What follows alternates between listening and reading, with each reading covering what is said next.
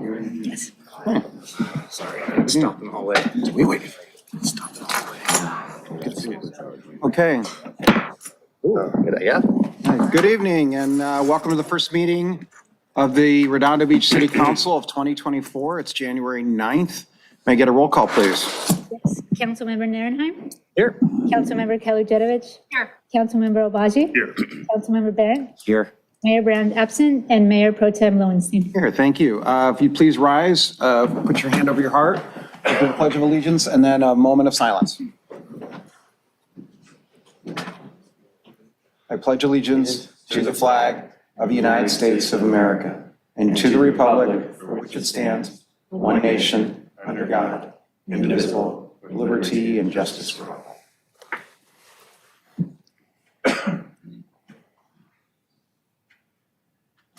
Okay, thank you. We'll start off with council member announcements. Councilmember Narenheim. Thank you, Mayor Pro Tem. So I'll just start off with saying Happy New Year. First council meeting of the year. It's a great way to start the year. Hopefully everyone had a great set of holidays.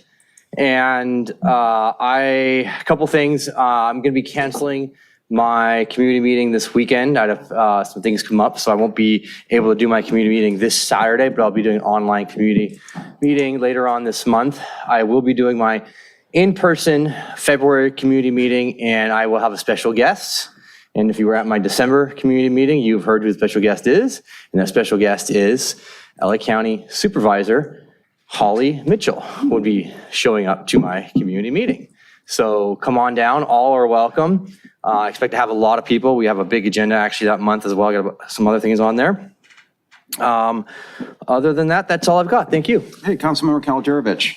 Yeah, just a couple things. I was appointed to the Cal City's Environmental Quality Policy Committee. Excited about that. I'll be attending those meetings throughout the year. And also my District 3 community meeting will be Saturday, January 27th. Location to be determined. It'll be 10 a.m. and our city manager, Mike Wazanski, will be there to discuss the year in review as well as looking forward at 2024. That's it. Thank you. Councilmember Obaji. Howdy. Happy New Year, everybody. I'm having my community meeting on January 17th, Wednesday, January 17th at 6 p.m. at Perry Park Senior Center. We'll be hosting City Manager Mike Wazanski to talk about all that we have up ahead in 2024 and the state of the city. March. And secondly, I wanted to thank all the staff, Elizabeth, Mike Klein. I saw our Director of Human Resources and others, Director of Finance at the power plant shutdown event on December 31st, 2023. That was amazing because staff could have been anywhere else celebrating the rest of the end of the year. I really appreciate you guys coming out. It really shows your dedication to the city. So that's it. Things are looking bright for Redondo. Thank you. Councilmember Barrett. Thank you, Mayor Pro Tem. Wanted to announce we had I think a terrific community meeting in District 5 that was really well done. Our city manager, Mike Wazanski, was there, joined by Elizabeth House and Jordan Smalls. But it was, I think, an important meeting, very informative, educational, and much thanks.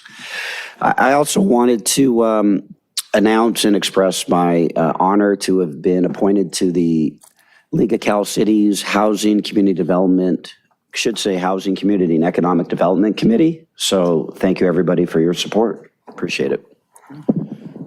Okay, thank you. I have three announcements. The first one, which is the Windows machine is starting up next to me. That's what the first one is.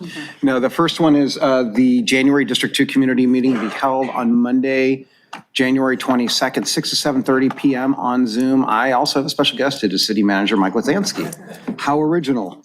I also attended the closing ceremony for the AES power plant by Felicia.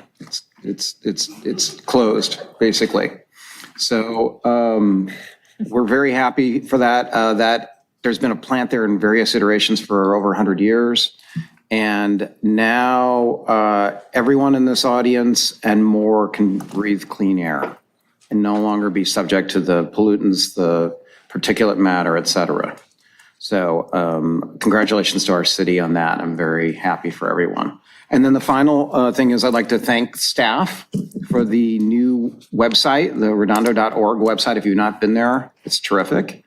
Only one suggestion. I think we talked about this before. It'd be nice if city council members and the mayor had their bios on there. So I'm going to make a referral at the end of the meeting that we do that. I think it would be good. A lot of other cities do that. People like to know people, their background, what they do outside of council, et cetera.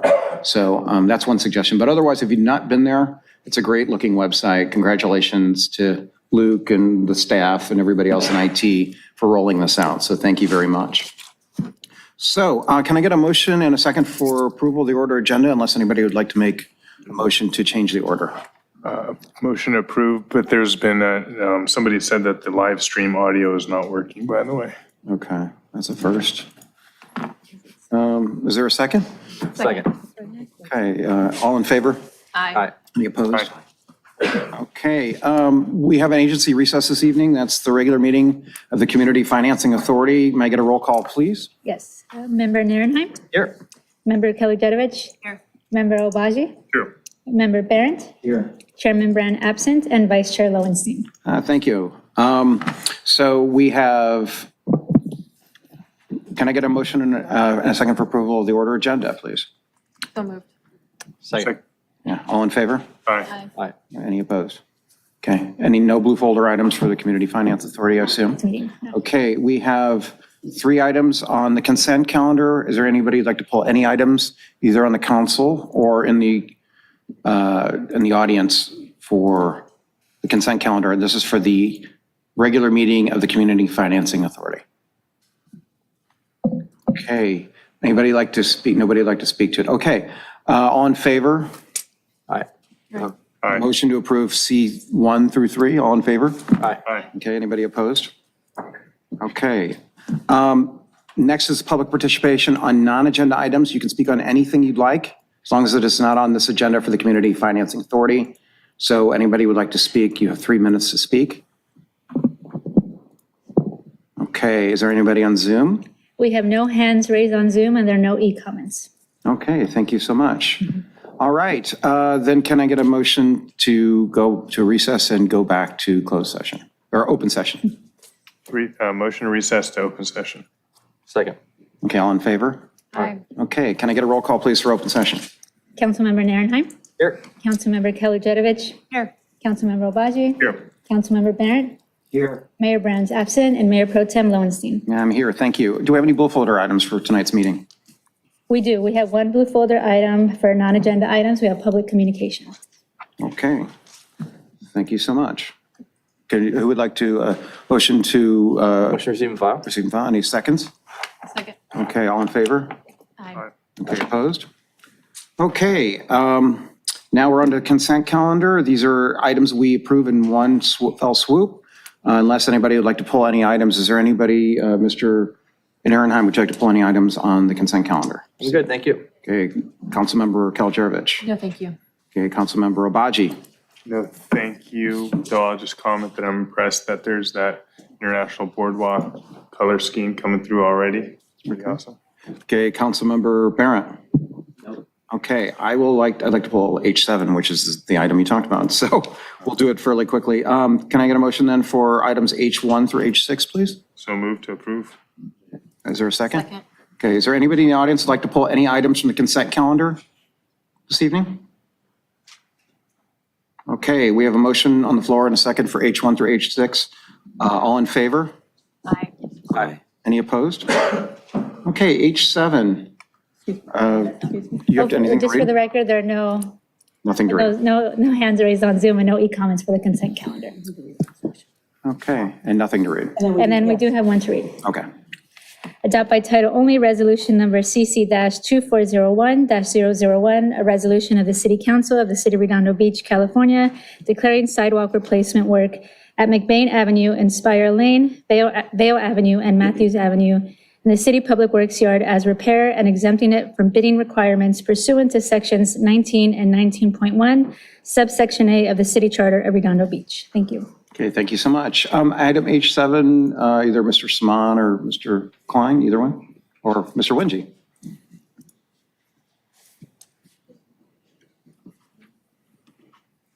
For those of you who are unaware, those of you who go down to the International Boardwalk, it is currently paved but in need of either repaving or replacement. And so we've made the decision to go with pavers, which are like bricks basically, but they're assembled together. They look really nice, like the rest of the pier. So I was wondering if you could tell us a little bit about the project and next steps. Sure, thank you, Andy Winge, City Engineer, for the record. Yeah, this is a project that is a priority project for us, and we have, the intention of the project is to replace the asphalt paving, as you mentioned, along the International Boardwalk, stretching from R10 restaurant, kind of 3/4 of the way around the basin, out to about where the skate park is. The council has selected pavers, as you mentioned, at a recent council meeting as the surface treatment of choice. And so we have proceeded with the design to install those pavers and subsequent amenities along there as part of this project. The project is not quite fully funded yet, but we have some suggestions about ways we might complete that funding. But we'll wait till we get the bids back and know what the actual price is and bring a recommendation to you at a future time when we bring the contract for award. We anticipate going out to bid this month and having a bid due date in mid-February. Take us about a month after the bids are in, assuming they're all good bids, to award that in March, and then we'll begin shortly thereafter once the contracts are all executed. Any idea the length of time that it would take to complete the project? I believe we gave them about 60 working days in the contract. But business will continue. Yeah, part of the contract specifications are that the businesses will remain open essentially all the time. There may be short 1 hour type delays when they're working right around doorways, but yes, the businesses will be open during that time. And you're working with the businesses on the design Yeah, and also the Waterfront colors? Department has been reaching out to the businesses along the waterfront for colors and pattern selection of the pavers, and we're getting feedback on that. The only suggestion I would have, well, I know that the colors at the rest of the pier, again, not the Mondstadt pier, but the right, the George Freeth entry. Those colors have held up with fading and everything else not happening. So I know that there's a lot of things that end up poured onto those surfaces for various reasons, whether it's drinks or, chemicals or whatever it is. So something that's not too dark, but not too light. Maybe there's some type of Goldilocks color. But I'll leave it up to the tenants down there. I think they have the most. Yeah, I think we're getting some good input on that, and the color selection won't affect us being able to advertise for bids. That shouldn't impact the price in any significant way. Okay, great. Anybody have any other questions, Lisa? No? Okay. Anybody in the audience like to speak to this item? Thank you, gentlemen. Then I'll make a motion to approve. For the record, there are no hands raised on Zoom and no e-comments for this item. Thank you so much. I'll make a motion to approve H7. Second. Okay. All in favor? Aye. Any opposed? Okay, motion passes. Thank you so much. Okay, now on to public participation on non-agenda items. Again, this is your chance to speak for 3 minutes on any item you'd like to speak to. Just as long as it is not on tonight's agenda, you can speak to it. There will be a timer behind us that you can follow the amount of time that you have left.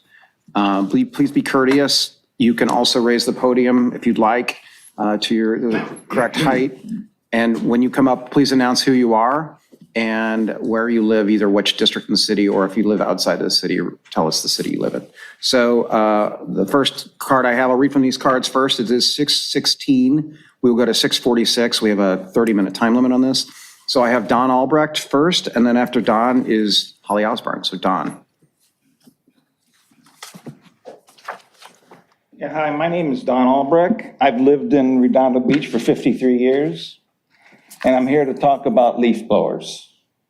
I recently had a code enforcement officer come to my house when my wife and I were cleaning up trimmings from a hedge, and I use electric blower and blow it in a pile, pick it up, and put it in a recycle bin. She told me you cannot use a blower of any kind, whether it's gas or it's electric. And she says, I agree with what you're saying as far as, there's no pollutants, there's no exhaust out of this thing. People's vacuum cleaners in the house are probably louder than the one I'm using.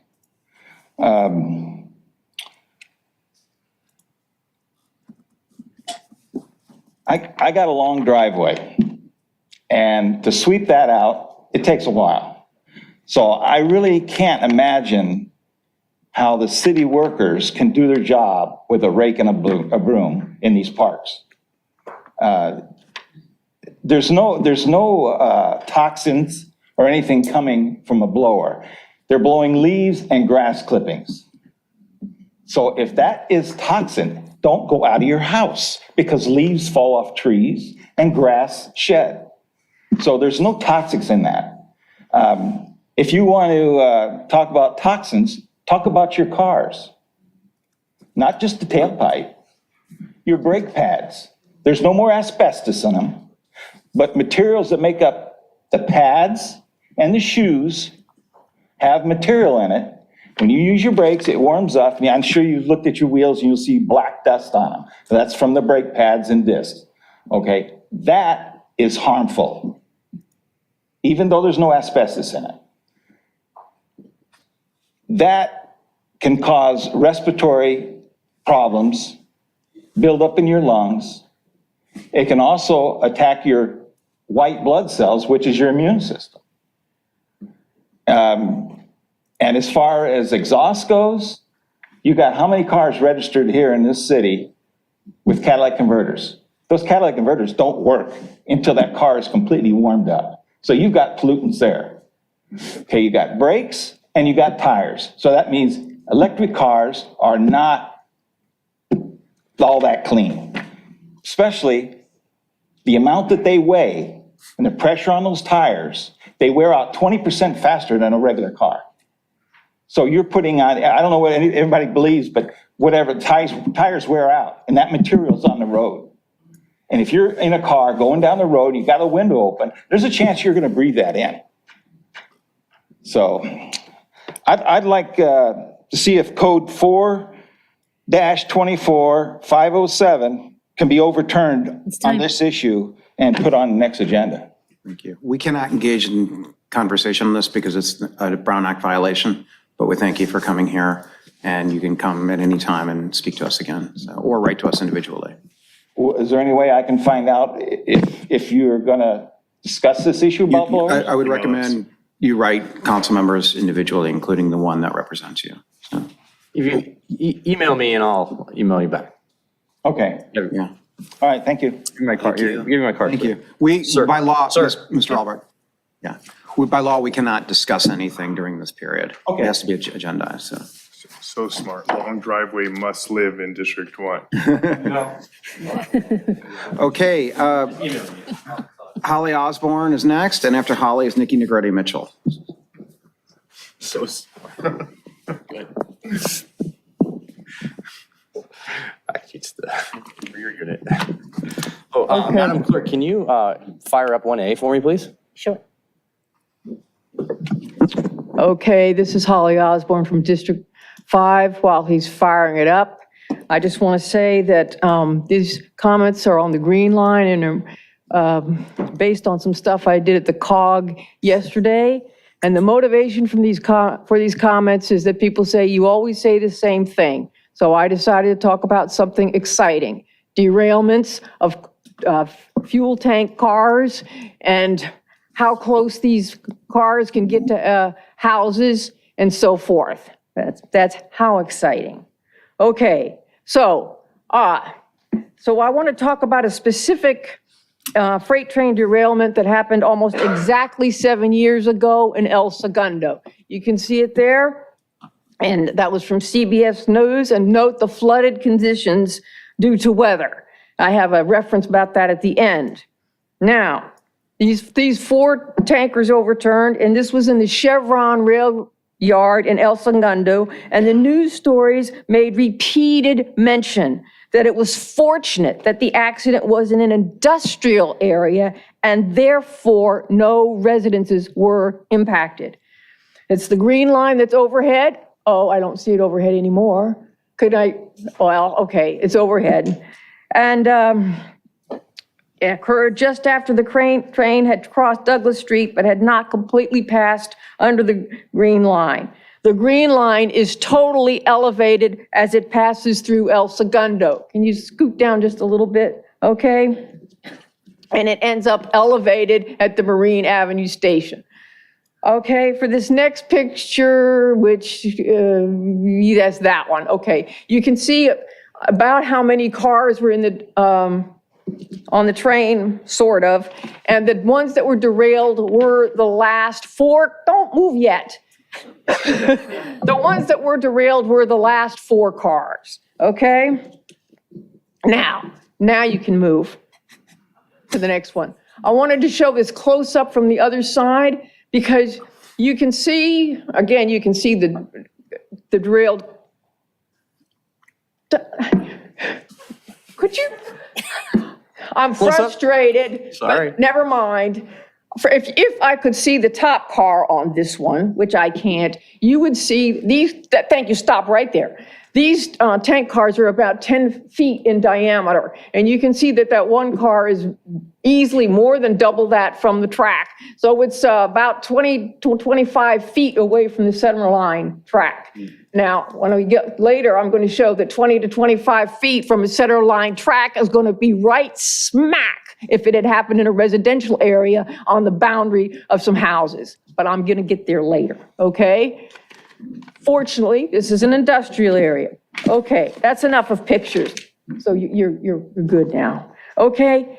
So you can see the advantage of not having a LRT line. Time. Motion to extend for 1 minute? Second. Okay. You can see the advantage of not having an LRT next to a freight train. And I want to also say that right now, the track in Lawndale and Redondo of the row is perfectly straight, the freight trains. If you added a light rail, Metro's plans are to have the track swerve around in Lawndale, closer to the houses, and then swerve in Redondo so that it's 25 feet closer to the houses. Right now, it's 50 feet. 25 feet closer is going to put them to exactly 25 feet next to those condos near Grand Avenue. If a tank flipped off, especially because it's on a curve, where do you think it's going to land? Okay, we do not want that plan. So BNSF has rules that freight trains have to go slower when on a curve, but that doesn't always happen. And there was another big accident in 2018 where 15 cars derailed. I'm done. Thank you, Holly. Okay, next is Nikki Negrete Mitchell, and then anybody else would like to speak after Nikki. Hi, Nikki Negrete Mitchell, District 3, and I sent all of you some New Year's gifts to your inboxes today. Some of you may recall back in the summer of 2022, me sharing what I was referring to as Metro's multimodal objectives several times. I know everyone was glazed over back then, but it's time to take this in. This is the Metro Board policy enactment I witnessed that enabled me to boldly assert myself as you've seen me do on this project. This policy is the crux to our community advantage as proven in results we have seen recently. I cannot emphasize enough the importance of this policy, and it was signed off by Wiggins. There are so many ways this enacted policy disqualifies the right-of-way as a general strategy for the Sea Line route. For instance, and I quote, "The proposed objectives also provide a new focus on project strategies through more robust and early public engagement processes by seeking to reduce disparities first and maximizing benefits based on needs rather than mitigating harms after a general strategy is determined."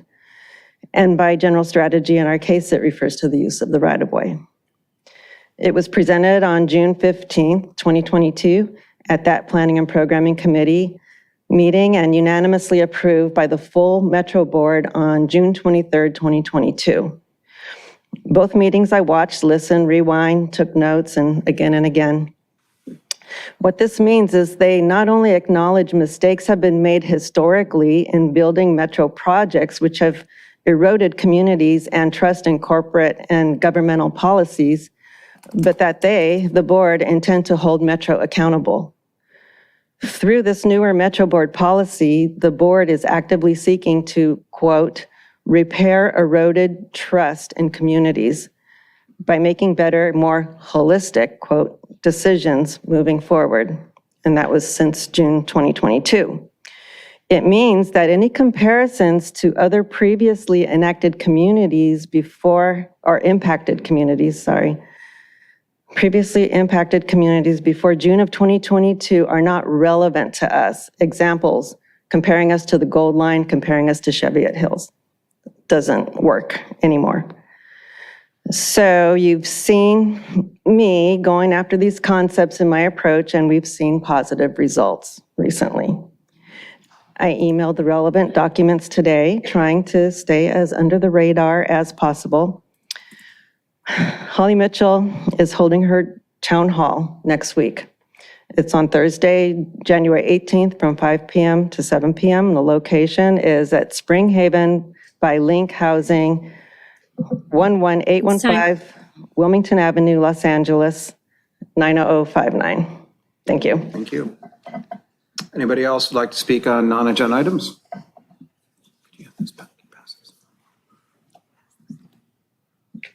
Good evening, Council. Ron Morocco from District 3. I'm here today to close off a process that I started about a year ago with trying to identify what happened to a historical display case that was in the museum, and trying to close off this process as well as document for the record what I think actually happened with it. This went through 2 public records requests, 3 months trying to get all the information, 1 meet and confer with the city manager and city attorney. I have asked both community services representatives as well as public work representatives what happened to this historical display case. And what I do know as a result, and fortunately for you and for me, all the people I think that actually do know what happened to it are in the room tonight. So they should be encouraged to come up and tell us exactly what happened to it. So what I do not know is whether the display cabinet was destroyed. None of the information I received from the public records request make that clear. We don't even know if Public Works took possession of the actual display case. There's no work orders involved, no records of removal. From the documents that were produced, I do know who's responsible for the destruction of the display case. If it was destroyed, it was removed and destroyed sometime on a Monday, Tuesday, or Wednesday. The question is whether it was destroyed prior to what's supposed to be Public Works taking control of it. A community service member was told not to destroy it on a Monday morning before 7 a.m. The community services member confirmed at 9:57 a.m. that he received the request not to destroy it, and the community service member didn't tell Public Works about not destroying the display case until Thursday morning. So Monday, Tuesday, and Wednesday went by where there's no communications. So as far as accountability, and this is what all it was initially, was to find out who should be accountable. There's only one person who is accountable. That person knows who I'm talking about. And I think that there's some processes need to be put in place, especially if you go by the museum now and see a bunch of other items that are missing from the museum that have supposedly put in storage. Thank you. Thank you. Anybody else would like to speak on non-agenda items this evening?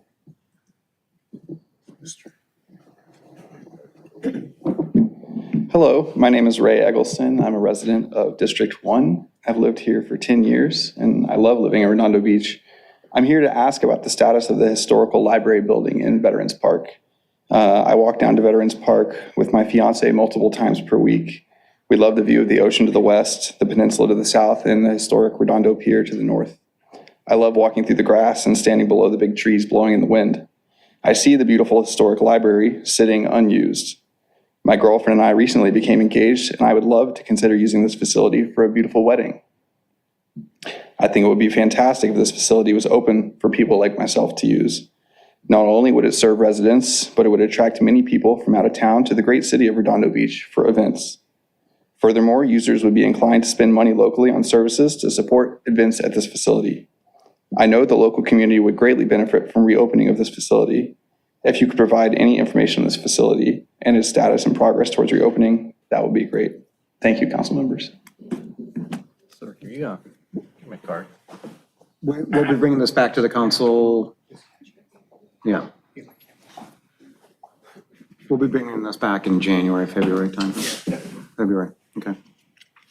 Okay, anybody else like to speak to non-agenda items?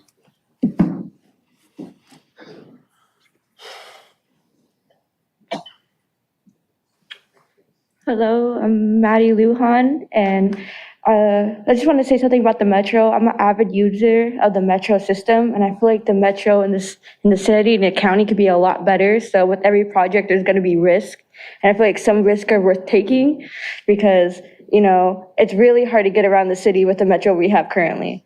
And another topic I bet you guys love hearing about is the leaf blowers. I'm a daughter of a city worker who's been working basically my entire life and generational up to my great-grandfather, Jacob Chacon. And so with the whole leaf blower issue, I understand that, you know, if everybody in the city uses them, it can cause pollutants. But I feel like there should be acceptance for our mandated workers of the city, like our city workers, who are work very hard to keep our city beautiful, which I know everyone is a little uptight about. So that's basically what I had to say about the city workers. They need their leaf blowers. It's very hard to clean up our parks with the state they're in, with the amount of homeless people we do have here. But, you know, everyone has a right to the city. And so I feel like leaf blowers would be very beneficial because it cuts down on time. You know, a loud noise is okay if it's not repeatedly throughout the whole day, every day with everyone using the leaf blowers. And I just save a lot of time for our workers who work very hard. That's pretty much what I have to say. Thank you. Anybody else like to speak to non-agenda items? Okay, we're now on. We do have Anybody two on? hands raised on Zoom. Nobody on Zoom? We have two Okay. on Zoom. The first one is Joan Irvine. You can go ahead. Hi, Joan Irvine here, District 1. First of all, Happy New Year to everybody.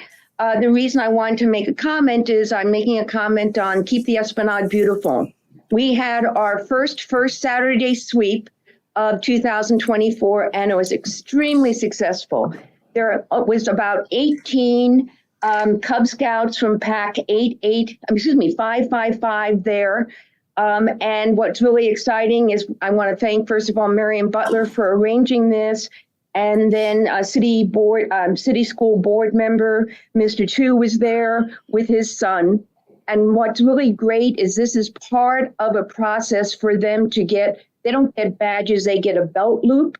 So by them coming out, cleaning the Esplanade, it's part of a 3-part process that they will get this loop.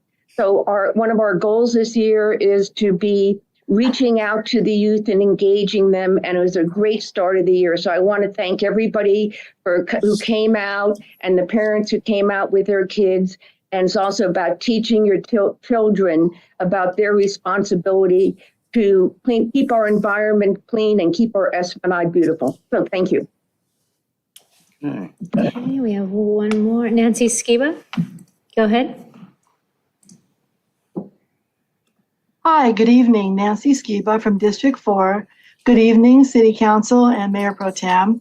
I just want to mention that on Saturday, I attended the Run, Hide, Fight seminar, which was given by the Redondo Police Department, and it was well attended. It was great. Officer Kyle Lofstrom did a wonderful job presenting it. And I really encourage folks, if they offer it again in the near future, I encourage folks to attend and to learn from it because it could really make a difference and maybe even save your life in an active shooter situation. Thank you very much. Okay, we have no other hand raised, but for the record, there are 2 e-comments. Okay, thank you so much.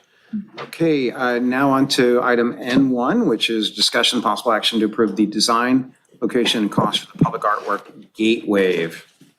Cameron and Gary. Just a quick intro from me. You might recall this was, probably a year and a half ago, where the council considered this art piece over at the new transit center. We got some direction from you to consider new locations for the piece, and that's what we're bringing to you tonight.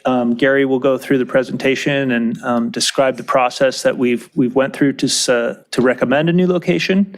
And from here, I'll turn it over to him. So our cultural arts manager, Gary Margolis. Okay, if I could interrupt you real briefly, just for the audience, why was it transferred away from the transit center? My recollection was that... That'll be covered? Okay, great, thank you. Happy New Year, everybody. Gary Margolis, Cultural Arts Manager. So today we're going to talk about the artwork Gatewave by Volkan Alkanoglu. So the background, the history of the piece, which will include why it's being moved, is that it started in March of 2011. The Public Art Commission selected this piece by the artist. And then in April, the City Council approved their recommendation and a budget of $75,000. In January of 2017, the Public Art Commission approved changes to the design. And then in September, the location of the artwork was changed from a prominent area in the front of the building to a location on the west side of the parking lot. And my understanding is that that change occurred because of requirements from Metro, which had specific requirements related to ADA accessibility.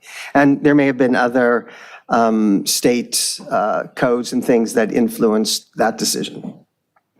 In November of 2020 and September of 2021, the Public Art Commission recommended 2 increases to the project budget, bringing the total to $275,000. The increases were largely a result of the span of time that occurred between when the artist was first selected. He was living in Los Angeles at the time and had access to students who are going to help with labor, and also his reputation increased. But then he moved to Portland. That's where he lives currently, and where he wouldn't have that access. And his reputation has increased tremendously as well. And obviously over that period of time, the price of materials has increased substantially.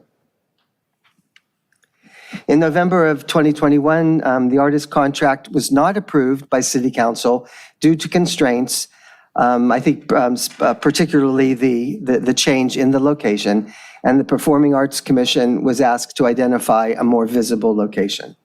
So in January, the Public Art Commission created a committee to look for a new site, and then in January, the Public Art Commission unanimously recommended the Gateway Parquet. In January of 2023, the artist confirmed that the budget of $275,000 was still going to be the budget for the project. And then in May of 2023, City Council approved $270,000 from the John Parsons Public Art Fund for this project. So the difference would be $5,000 at this point. So this is what it would look like in its new site.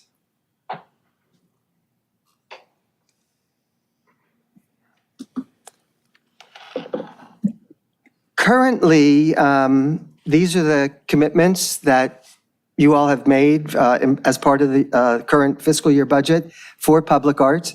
As you can see on line 9, the current balance in the Public Art Fund is $1,010,000.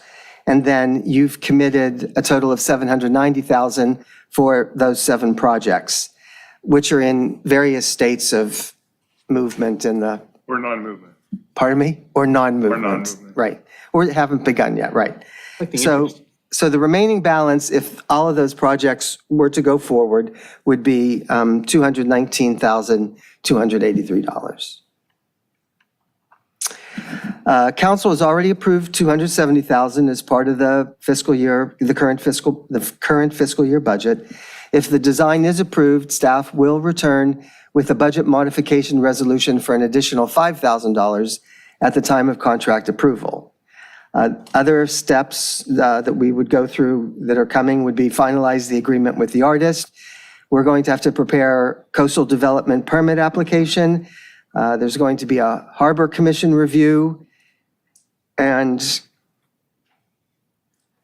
consider approval of the CDP application. And if the CDP is approved with no appeal, then we'll proceed with material procurement and project construction.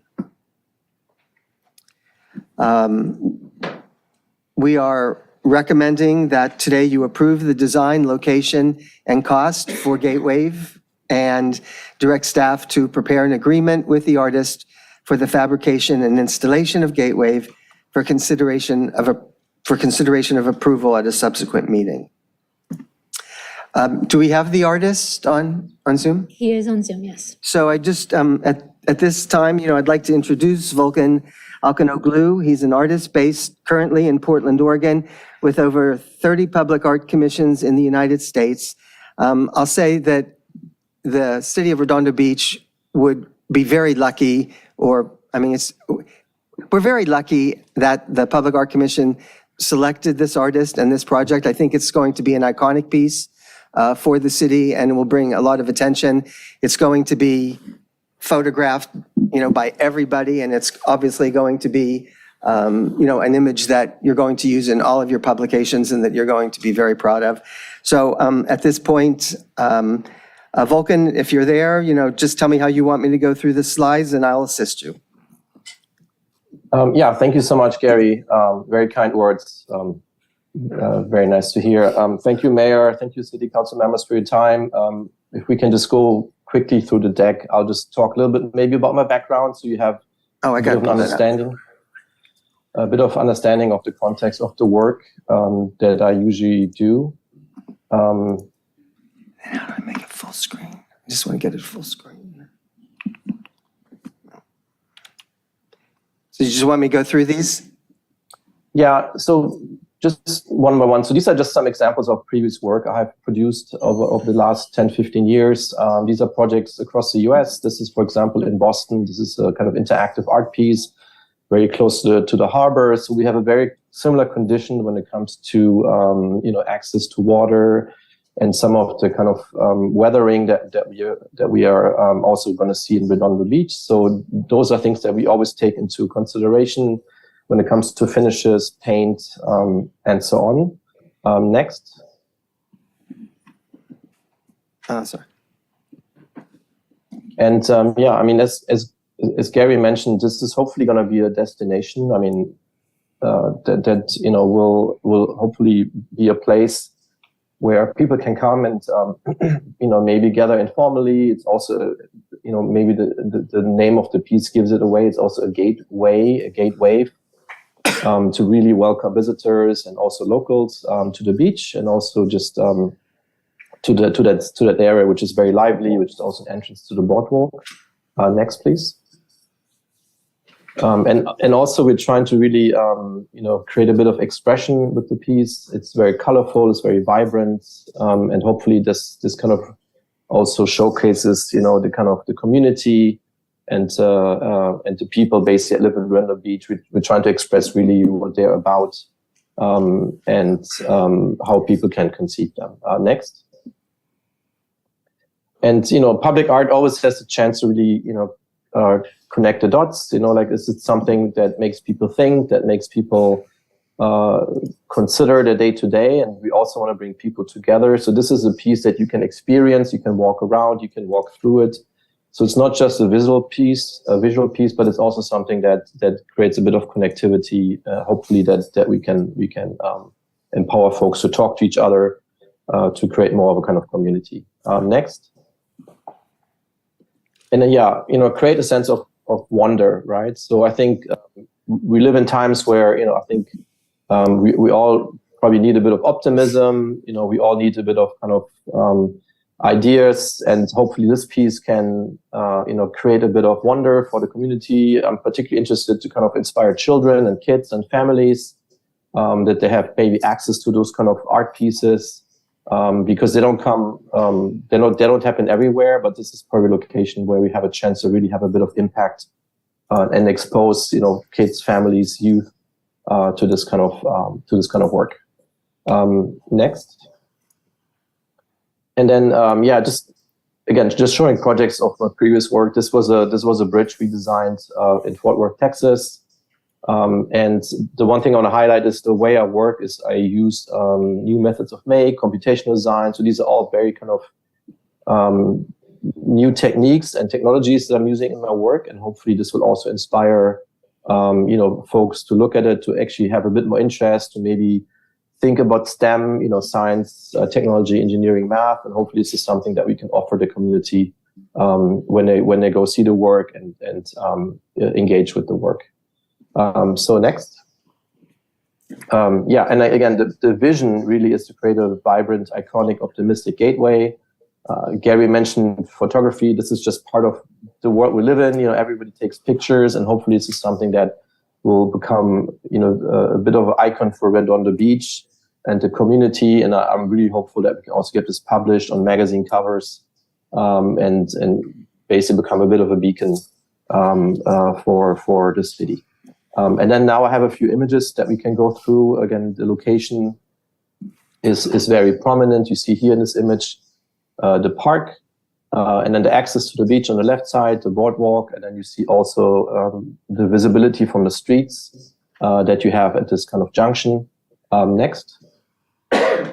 Again, the project has been in the making for over 10 years, and the inspiration was always, nature. It was always the location of Redondo Beach, access to water, waves, the dynamic that we have in the city. So this is just, again, a bit of text. You don't have to read it. That explains a bit of the kind of the concept that we had initially to produce this piece. Next. And then just some images of the artwork itself. Again, words like fluid, movement come to mind when we look at these. You see this is a three-dimensional art piece that you can really look at from every angle, and every angle is different, every view is different. Next. We're going to build this out of aluminum. These are like pieces that are riveted together. They're basically thousands of these aluminum stripes, and they're kind of crossed, laminated together. At the same time, we also have these openings, so you get these kind of shadow effects and playful light effects that will happen. So when you walk around it, you get these kind of very vibrant effects that are hopefully surprising and always put the art piece in a new light. Next, please. And we talked about, visibility from the street. So this is quite important, so that when you drive by, you also see the piece. When you drive with your bicycle, you see it. When you're on your skateboard, you see it. But also if you just walk through, and hopefully people will take and meander through this gateway as well. Next. And also a few images just to get a sense of scale. This is quite a large piece. We have some dimensions in this presentation I can share, but again, this is quite a monumental piece, and very excited to have an opportunity to build something at that scale for the city. Next, please. And then maybe the final image. This is really about, again, trying to emphasize that we're trying to, really put something into the public realm that is iconic, that represents the qualities of the city and the community, and that has this kind of sense of timelessness, to really make this hopefully quite a special project. The next few pages are just some logistics when it comes to budget, dimensions, maintenance, and these things. And there's a timeline, but basically if we're just at the beginning of the year, if we get things moving fast, and I'm saying this with a smile because I know this project has been in the making over 10 plus years. But if we make decisions fast, we can even install this this year, and would be amazing to get this into its place so the community and the public can enjoy this before the end of the year. Thank you for your time. Okay, thank you. If you could, do you have anybody speaking on this, that card? Okay. Just a couple questions, Volkan.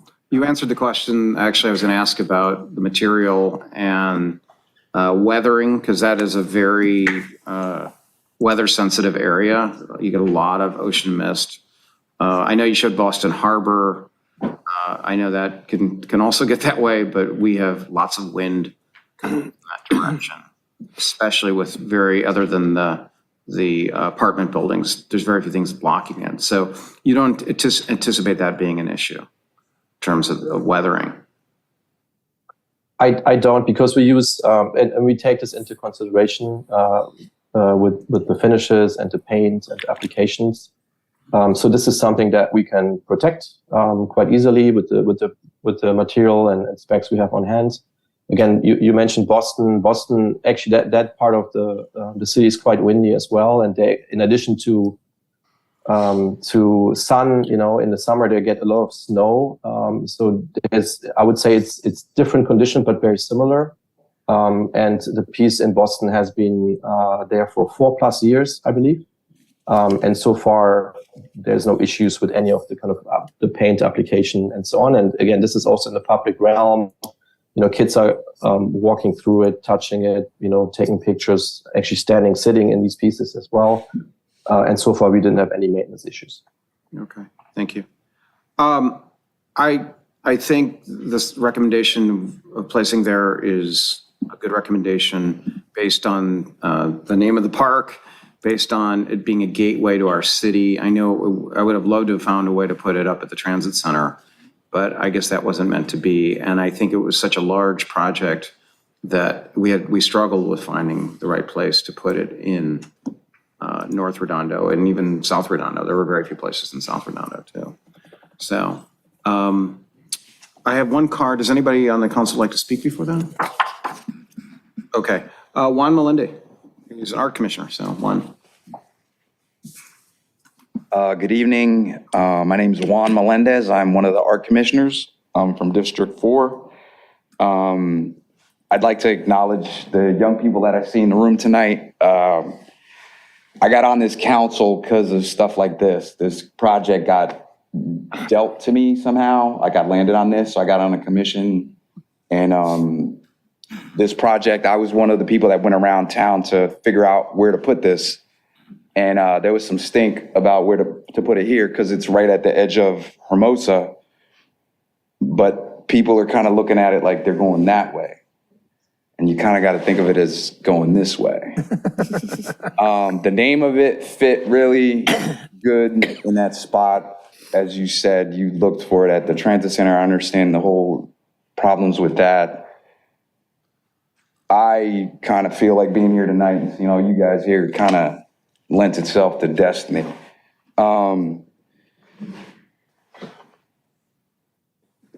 The artist, I honestly didn't actually know anything about him until tonight. I saw the piece, and as an art person, I just kind of knew that we should have this. We're sitting on a lot of money. I don't know if you kids know, he said $1 million. I've been on the commission for about 1.5 years, and it took me 4 years to get a box, one of the wrap boxes, before I got on a commission. So it took me 4 years to get one of those. Redondo Beach is not a small, sleepy beach town anymore. It's time for us to kind of like start putting things like this up around the city to let people know that we're growing.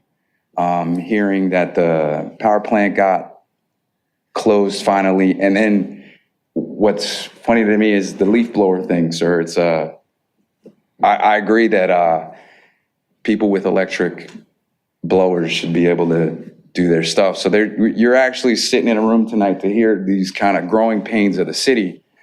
And if you've been to Manhattan Beach, they have that lens by the city. I don't know where, I think it's by their city hall. Yeah, the library. Yeah, it's a beautiful piece. Yeah. I've taken a lot of pictures there, and I kind of think this is ours. This is our statement. And with having put this piece at the transit center, kind of, no offense to Manhattan Beach, but theirs is like tucked away. Ours is like putting it here to be a statement. Another issue that coming up with the actual placement of this and getting these things going, this thing's been kicked around 10, 15 years. Part of the reason I got on the commission is to help facilitate That's time. the energy Motion of getting accept, these things 30 done. 30 seconds. Second. All in favor? I've already come to the conclusion that some of these art things that I'm doing here aren't going to be like any part of my legacy or anything. The idea for me is, so when you kids come up, the processes and the time periods that these guys have to deal with, like we move faster. Like there's a lot of mechanizations in the city that got to get refined for stuff like, getting some of these processes done a little faster. So that's kind of why I'm here tonight, is to help give a kick in the, and let's get some stuff done. Like, let's not be scared to spend some big money. What's gonna happen on the front page? On the front page? Yeah. Sir, wait, sir, you have to, if you'd like to address, there, and then you can take a picture. sir, if you'd like to address the council, you can address the council, but please. Anybody else like to speak to this item? Sir, if you'd like to speak to the council, please come up, tell us your name and where you live. Byron Story by Prospect and Torrance. We need a chocolate factory by Chernobyl, local, right? And Tent City. Well, like an RV park and tent managers got the a chocolate factory. Okay, thank you. All right. Okay, Councilmember Obaji, did you like to speak to this item? Yeah, so just some history. When we saw $270,000 was going to be spent by for the first time on art from the John Parsons Fund and tucked away in a place where nobody in Redondo practically was going to see it, deep in that huge transit center, we said, no way, let's get it out where we can see it. Thank you, Commissioner Melendez, for traveling, looking around the city as to where would be the best place to do this, for your volunteer service on the Public Arts Commission. I do agree that this is the best place for the Gate Wave, and no small part because Hermosa Beach is where a lot of the North Redondoans, at least District 4 North Redondoans, go. I play volleyball with tons of my neighbors down there, and we would see it all the time, especially if we park at the Redondo Beach parking lot. It's also a great location because beach life occurs just a couple blocks away from there, and people walk to and from beach life all the time. And that's a place where we're going to see a lot of investment coming up in the next year or so. So thank you, Volkan, for changing this. I know that Councilmember Barrett had concerns about have you designed it in a way that kids can't climb on it and climb to the top of this 13-foot structure? Yeah, the geometry would not allow climbing. All right. And so I would favor directing, I'd make a motion to direct staff to prepare an agreement with the artist for the installation of the Gate Wave, and also to remove the funding from the Big Lots mural, put that back into the unallocated John Parsons Fund, and move $5,000 from that to the Gate Wave project so that it's fully funded at $275,000. Just to be clear, we wouldn't take that action tonight. I think, as you know, we would have to return with the budget modification resolution to, what month on it? By 4/5 vote? Yeah, by 4/5 Yeah. vote. Okay. And that might lend itself better, that conversation might lend itself better to the next item than to what we're actually talking about, broader allocations throughout the area. Cool. Need a second. But, yeah. Second. Okay. Is there anybody on Zoom? We do have one hand raised on Zoom. Paul Moses, you can go ahead.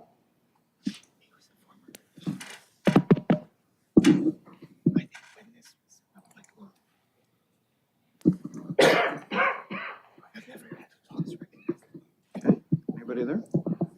Mr. Paul Moses, you can unmute yourself.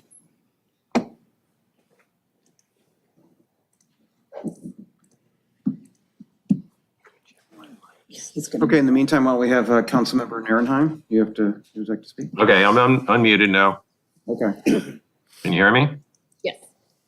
Okay, so my name is Paul Moses. I'm from District 2. I was on the Public Art Commission over a decade ago when we commissioned the Volcano Glue for the Gate Wave. I'm super excited that this artwork is going to get finally done and installed.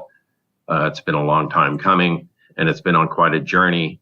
So I appreciate his patience. Redondo Beach should be super excited about this because he is going to be and is a world-class artist, but this is something that would probably get us into art in America, which should be just a real feather in our cap. This artwork checks all the boxes. It's new, it's public, it's a placemaker. It's going to be a gateway to the city and a place that people want to come see and take photographs, and it'll be the selfie spot of Redondo. So I'm super stoked about that. The one thing is, I really, really wonder if anybody has walked the site and allocated enough budget. If you walk on the grass, you'll notice that there's 3 electrical access boxes and a couple manholes that are right there in the grass. So those might need to be moved, and whatever leads to them underneath the ground might have to be shifted to build the a safe enough and significant enough foundation for this artwork. So please keep that in mind, and it'd be great if somebody actually mentioned something about that to say, yeah, we've looked at that, or if somebody can mention that now to say, yeah, we know it's there and we're gonna We have have to dig looked it at out that, and move yes. it. Okay, Yes, sir, who was we that? have looked, yeah. Okay, fantastic. You did your job. Cool. All right. Well, great. Thank you very much. And again, congratulations, Vulcan. I can't wait to see your artwork. Okay, Councilmember Nierenheim. There's one more. Okay. Mayor Lang, go ahead. Good evening. So I wanted to call in tonight to make a quick comment on this item, and I apologize if it's somewhat off the exact topic, but I thought it was important to say in the city council meeting. There's a lot of money in this fund, and I looked at the presentation for this art installation, and it's really beautiful.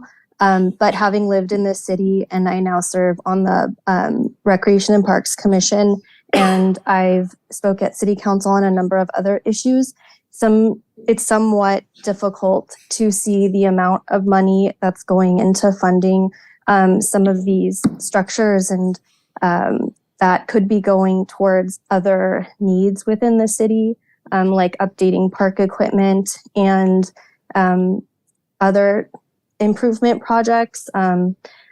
And this project, it looks like it's fully formed and it will probably move forward.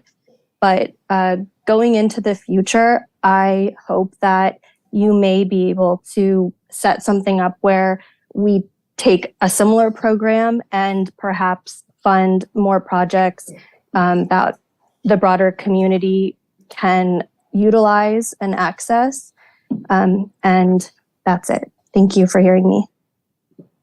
Thank you. Just for clarification purposes, money in the John Parsons Art Fund cannot go to other expenditures other than public art. That is correct. So, okay, I hear that. I was somewhat unclear. I read through I don't know if it would be an ordinance or whatever it was, and it looked like some other kinds of, it could go towards other kinds of improvements. So if I'm in error, then thank you for clarifying. No problem, Mara. Thank you for bringing it up. Okay, thank you. Okay, anybody else, the public like to speak to this item? Anybody else on Zoom? No other hands raised. Okay. Councilmember Nierenheim. Yeah, I just want to say it's a fantastic piece of artwork. I'm sorry, it's sad to see that it's taken such a long time, but I think it's gonna be a real inspiration. You come into the city, it's a great place to welcome people into and out of the city. And as long as you guys have addressed the concerns with the location and the sea spray, it's a toxic environment for any type of metal down there. But I can't wait to see this thing and have a ribbon cutting ceremony set up for it. And I'm glad it didn't end up in the back of a bus transit area where only a few people a day. Now we're going to have tens of thousands of people, probably 100,000 people a day during the summer months, see this thing on their way in 4th of July and summer months going by. So it's a real welcoming, beautiful part of the city. So thank you very much for all the hard work, the staff, to the artists for sticking with us, especially the artists for sticking with us. I see you're up there in Oregon doing a bunch of other stuff. I'm on your website, and yeah, very well accomplished. So thank you very much. for staying with us. It's going to be great. Awesome. Thank you very much. Yeah, it'll be iconic, I would say. I would agree with you. So anybody else in the council like to speak? Sure. Vulcan, will this be constructed at the site or will it be constructed and dropped at the site? We will construct it as much as we can off-site, and then some of it has to be constructed on-site in situ, yeah. Cool. Okay. Okay. Councilmember, if I could make one suggestion to the motion, it would be good to include, if you're open to it, approval of the design and location of the artwork as well. I think that's implied here, but just to make absolutely clear. I'll amend the motion to direct staff prepare an agreement with the artist for the installation of the Gateway Public Art Project and approve the design and the location and budget for the project. Okay, is the seconder agree to that? Okay. Okay, there is a motion on the floor and a second. I'll do a roll call vote. Councilmember Nierenheim? Aye. Councilmember Kalajevic? Aye. Councilmember Obaji? Aye. Councilmember Barrett? Aye. And I myself. Passes 5-0. Good, thank you. Item N2, discussion possible action regarding the acquisition, installation of public art along Artesia Boulevard. Cameron and Gary again. Here we go for round two tonight. You may recall this is actually a strategic plan item that you've asked us to bring to you. And what we're actually asking you to do tonight is we're going to describe and recommend a process to acquire and install public art along Artesia Boulevard. So with that, I'll hand it over to our Cultural Arts Manager, Gary Margolis, once again. I'm having trouble finding this. On your PowerPoint? Oh, here. Didn't Mike want to say something before we started? I don't think so. No? Okay. Add some filler here if you're still looking for the PowerPoint. I got it now. Okay. I'm just overwhelmed. Dead air is never a good thing. Well, thank you very much for that one. On to creative placemaking with public art on Artesia Boulevard. Gary Margolis, Cultural Arts Manager. So supporting art in Redondo Beach. City Council has expressed its desire to do this on several occasions, especially including public art along Artesia Boulevard. The Public Art Master Plan from 2016 includes 14 locations, which we'll go over in a little bit. The Artesia and Aviation Corridors Area Plan from 2020 identifies the two activity nodes, which I'll show you those as well. Obviously, the strategic plan, which had the item about the archways, came to you in January, and this is included in here as well. And then the John Parsons Public Art Fund, which requires private developers in the cities to make contributions to the fund. And to remind you again, the fund balance is currently a little bit over $1 million. So in terms of what our options are for places along the boulevard, the Public Art Master Plan identified 14 locations, median locations between these streets. And here they are on a map. Let me know if you want me to go back to see anything, but this also identifies the activity nodes from the ACAP plan. And then, as part of the original strategic plan item, if you remember, it started out as an archway, and then in January, you expanded it to this multiple idea. So just to have a little bit of fun and include that original idea of the archway, I came up with just a couple of examples of where an archway might occur. So one of them would be Artesia Boulevard at Aviation Boulevard, looking east. The example on the right is, I used to live in San Diego, so I'm familiar with some of the artwork there. So it's modeled after this archway on Park Boulevard in San Diego. And of course, the Historical Commission would be thrilled if a red car could be incorporated somehow. We're also looking at incorporating the red car at a project that's going to come to you for the transit center, hopefully very soon. But it's also certainly a possibility on an archway, or any of these ideas for art along Artesia could include a red car in multiple ways. Council identified an archway as a potential project, and the January report estimated that the cost for just one archway could be $300,000 to $500,000 plus the artist fees. So they're expensive. And then another example would be on the other side of the boulevard, on the east side of the boulevard looking west. So the first one would span, just an idea of how, one could span the street, two supports and span. Another can span but have one support in the median. So here's another example from San Diego, and located on Artesia west of Inglewood. So that would be looking west. And then the Public Arts, Commission has identified these overpasses as being priority items for them, where they would like to see public art. One of them would be the Artesia Boulevard east of Inglewood looking west, and then Grant Avenue east of Inglewood looking west. The challenge with those, of course, is that the property isn't owned by the city, and only the Grant Avenue location is located in the city. So a process, how would we go about, making this happen? So this is a huge project if it turns out to be $1 million and multiple sites. But the basis for a public art process is 3 steps. The first step is a request for qualifications. That's where we broadly put out a call and say, have you ever done anything like this before? If you have, would you please send us examples of something similar? So we're not asking the artists to do anything original, and so we don't have to pay them to respond to that call. They're showing us similar work that they've done in other cities. From that pool of artists, the Public Art Commission would select 3, 5, whatever number of finalists that they would want to then ask to submit formal proposals where they would actually identify the sites, they'd come up with design ideas. These would all be preliminary because, as I'll talk about later, there has to be a big community engagement project. And then because that requires them to do original work, they would be paid something for that. It's usually between 1% and 5% of the total budget for the project. And then those come in, there would be a review panel.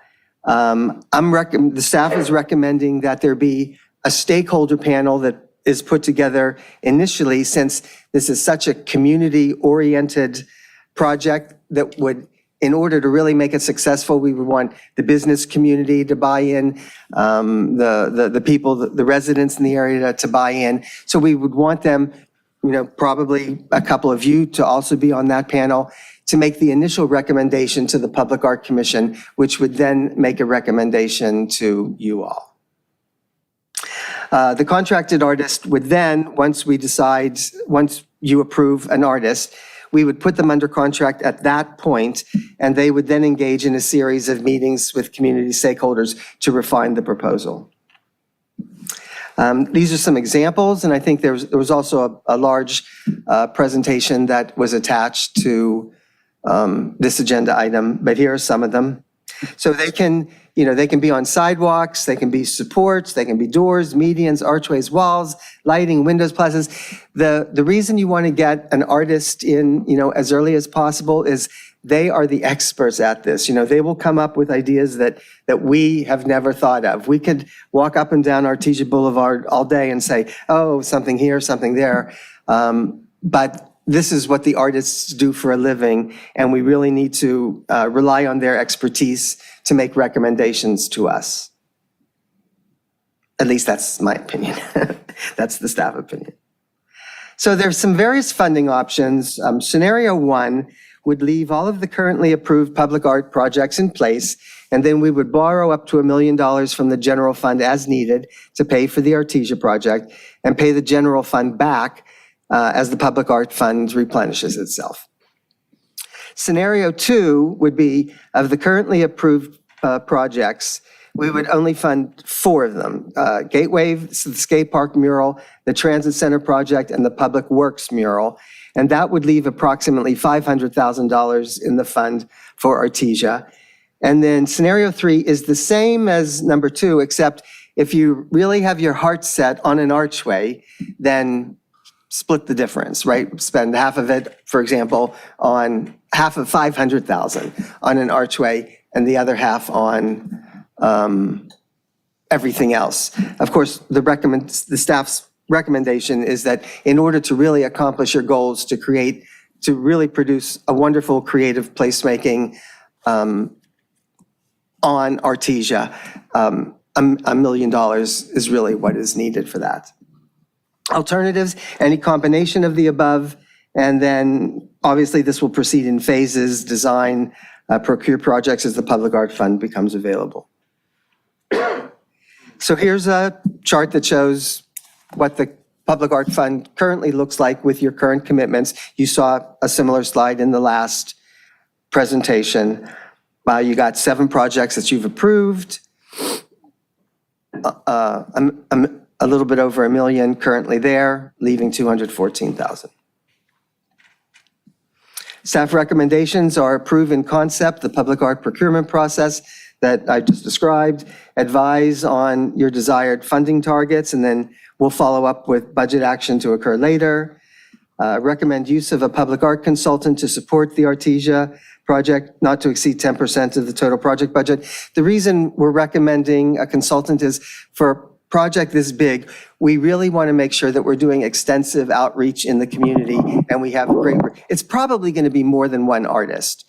So that's going to require a lot of coordination, a lot of setting up of meetings. And if we want to make this thing move as quickly as possible, we really need somebody working on it full time, especially to make sure that we have that community support. And then declare the public art consultants non-competitive as per RBMC 2-6.09. Okay, thank you. Thank you, Gary. A couple of just additional comments here. I'm trying to be careful with this microphone, it's a little broader. You don't have to get too hung up on the funding element tonight. I think as Gary points out, in our view, for us to make a substantive Artesia difference on the boulevard, we're going to need about $1 million of procured projects over time. That doesn't have to happen in year one. That doesn't have to happen in 18 months. That can happen in phases. It's really about your patience for the installation of art along Artesia that should drive our funding strategy, right? The more funds, the more art we want to see more expeditiously, the more money we're going to have to allocate initially. But as is noted, we've got a little over $200,000. It's currently available for the project. Additional funds could be provided if you ultimately allocate from other existing projects. I will tell you, we expect over the balance of this fiscal year, somewhere between another $50,000 and $75,000 to likely accrue to the fund. We're averaging somewhere between $150,000 and $175,000 of deposits a year, depending on the particular year. There is some reason to suspect that we would see a larger deposit into the fund next fiscal year with the activities that are approved at the Galleria, the South Bay Social District, particularly the residential component of that project. That phase 1B of their project alone would likely generate about $300,000 in public art funds. We wouldn't anticipate receiving those this fiscal year, likely in the 24-25 fiscal year. So in addition to the regular $100,000 to $150,000, we should see another deposit next fiscal year of about $300,000 on top of that. So the fund will grow. You're not taking any official budget action tonight. Obviously, we don't have a resolution before you. You're really identifying strategy. You're telling us how much money do we want to dedicate to this project as a target, and then we would come back with subsequent actions, likely as part of our proposed budget in the May-June timeframe. Okay, thank you. I'll start off by saying, while some places do have gateways, just my own opinion, they don't do much for me. You drive through them and then you just stop noticing them. I know we have the one at King Harbor. It's a little bit dated, and to some people it's iconic. I've been to other cities and I don't notice, honestly, when I pass through gateways. But that being said, I really would love to see public art all along the median on Artesia and have it thematic, because it is Artesia, right? And in this case, while quality is important, quantity is, to me, even more important. And I think if we would favor a gateway over that, then we wouldn't change the nature and the theme of the boulevard. But by having lots of artwork within the median, I think it'll draw a lot of attention. I think people, it's more at eye level than it is the other ones. You know, people notice it every day driving in and driving out. Public art is obviously mood lifting, hopefully. And, you know, could we put up, Gary, would you mind putting up the projects that are allocated already? Okay, so I think the Gateway, obviously we were going there. Skate Park mural, I think we're going there already. Transit Center, I believe there needs to be something up there. And I believed, after talking to people, I wasn't like, wow, this has to happen, the Public Works yard mural, but apparently it's pretty popular among the Art Commission. So I think we should keep that.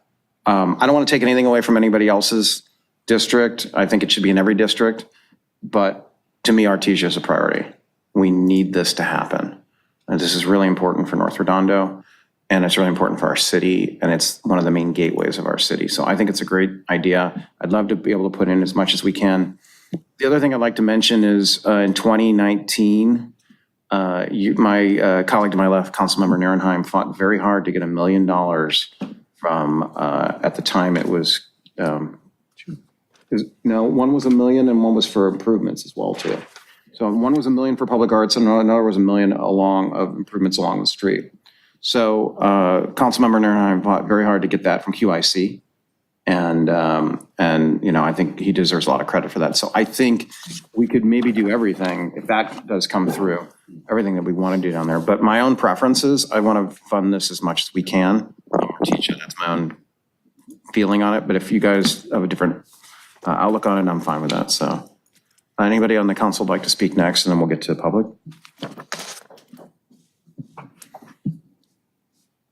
Okay, I've got two speakers.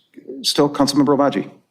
Thank you. Thank you, Gary, for all your work on this and the last item. Obviously, what a difference having a cultural arts manager makes. And I'm glad that you're here.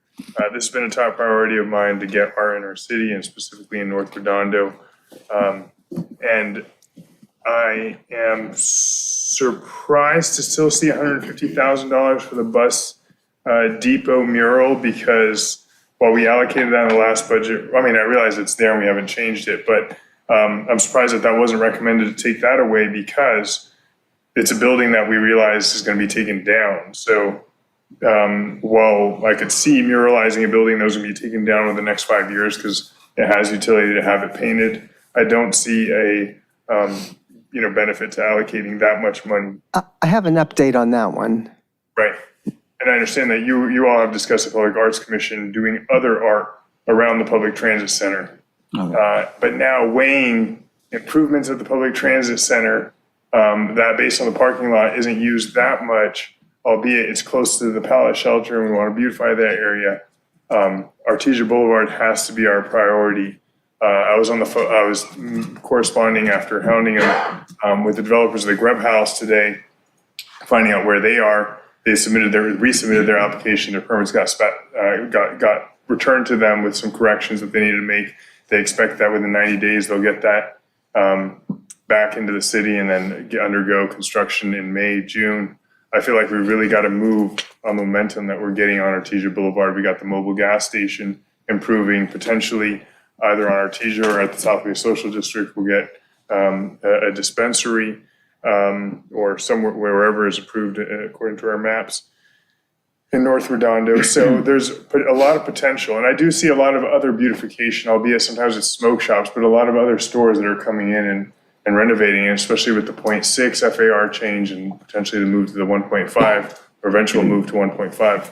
I think we're going to see a lot of action there. So I'd like to meet that action with public art.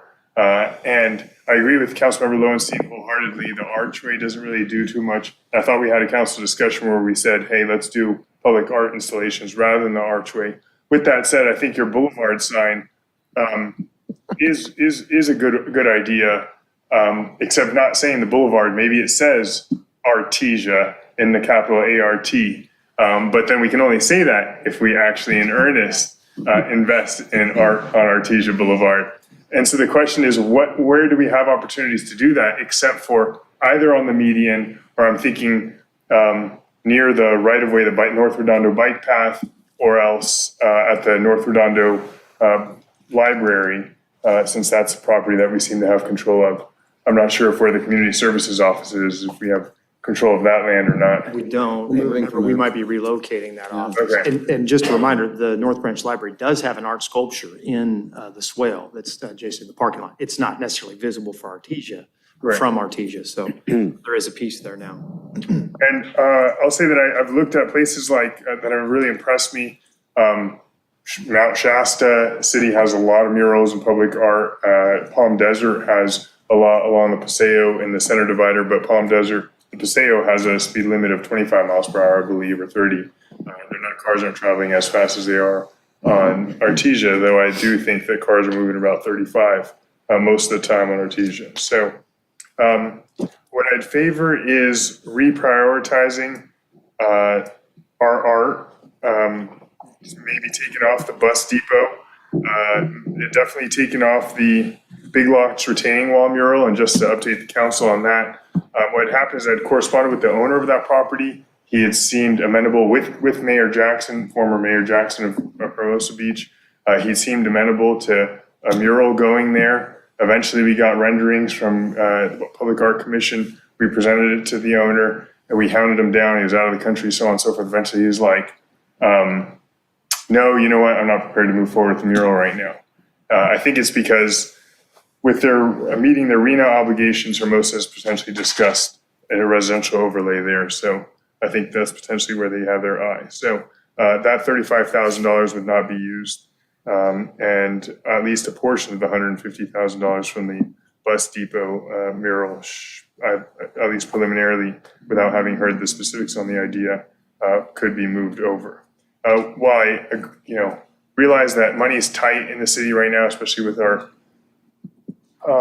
CalPERS obligations coming up, I do want to set forth to the city that it's a high priority, to the city staff and the department, that it's a high priority. So I'd like to try to get $500,000 or close to it, basically directing that $500,000 be designated to this, at least over the next 18 months, and then maybe add another $500,000 down the road when we replenish the John Parsons Art Fund. But generally signaling that to the extent we can, I eventually, within 4 years, if I'm still around, would like to spend $1 million on art there. A couple of comments on that. I think it's fairly reasonable to project that over the next 2 years we'll accrue or have available fund balance of roughly $500,000 if our forecasting for next fiscal year holds on the various permit timing of the South Bay Social District. That could be delayed, but natural accrual I think is going to put us in that 3 to 350 range, plus the potential for more there.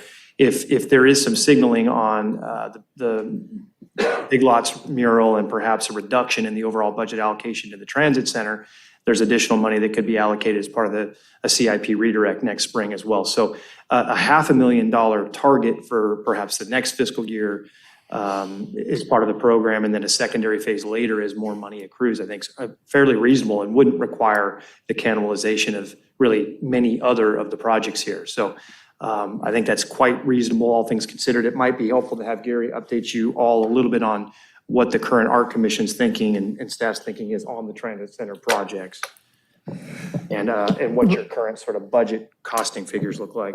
Right, thank you. So hopefully this month, I'm still waiting on getting some final budget estimates from the artist, and there'll be estimates that I'll need to figure out on my own, but they're looking at, so remember the artist that we actually the Public Art Commission really loves this artist. He was a finalist for the It's Say Shimura. He was a finalist for the Public Works Wall and a finalist for the skate park. We like him too. He did remember the whale that you really, yeah.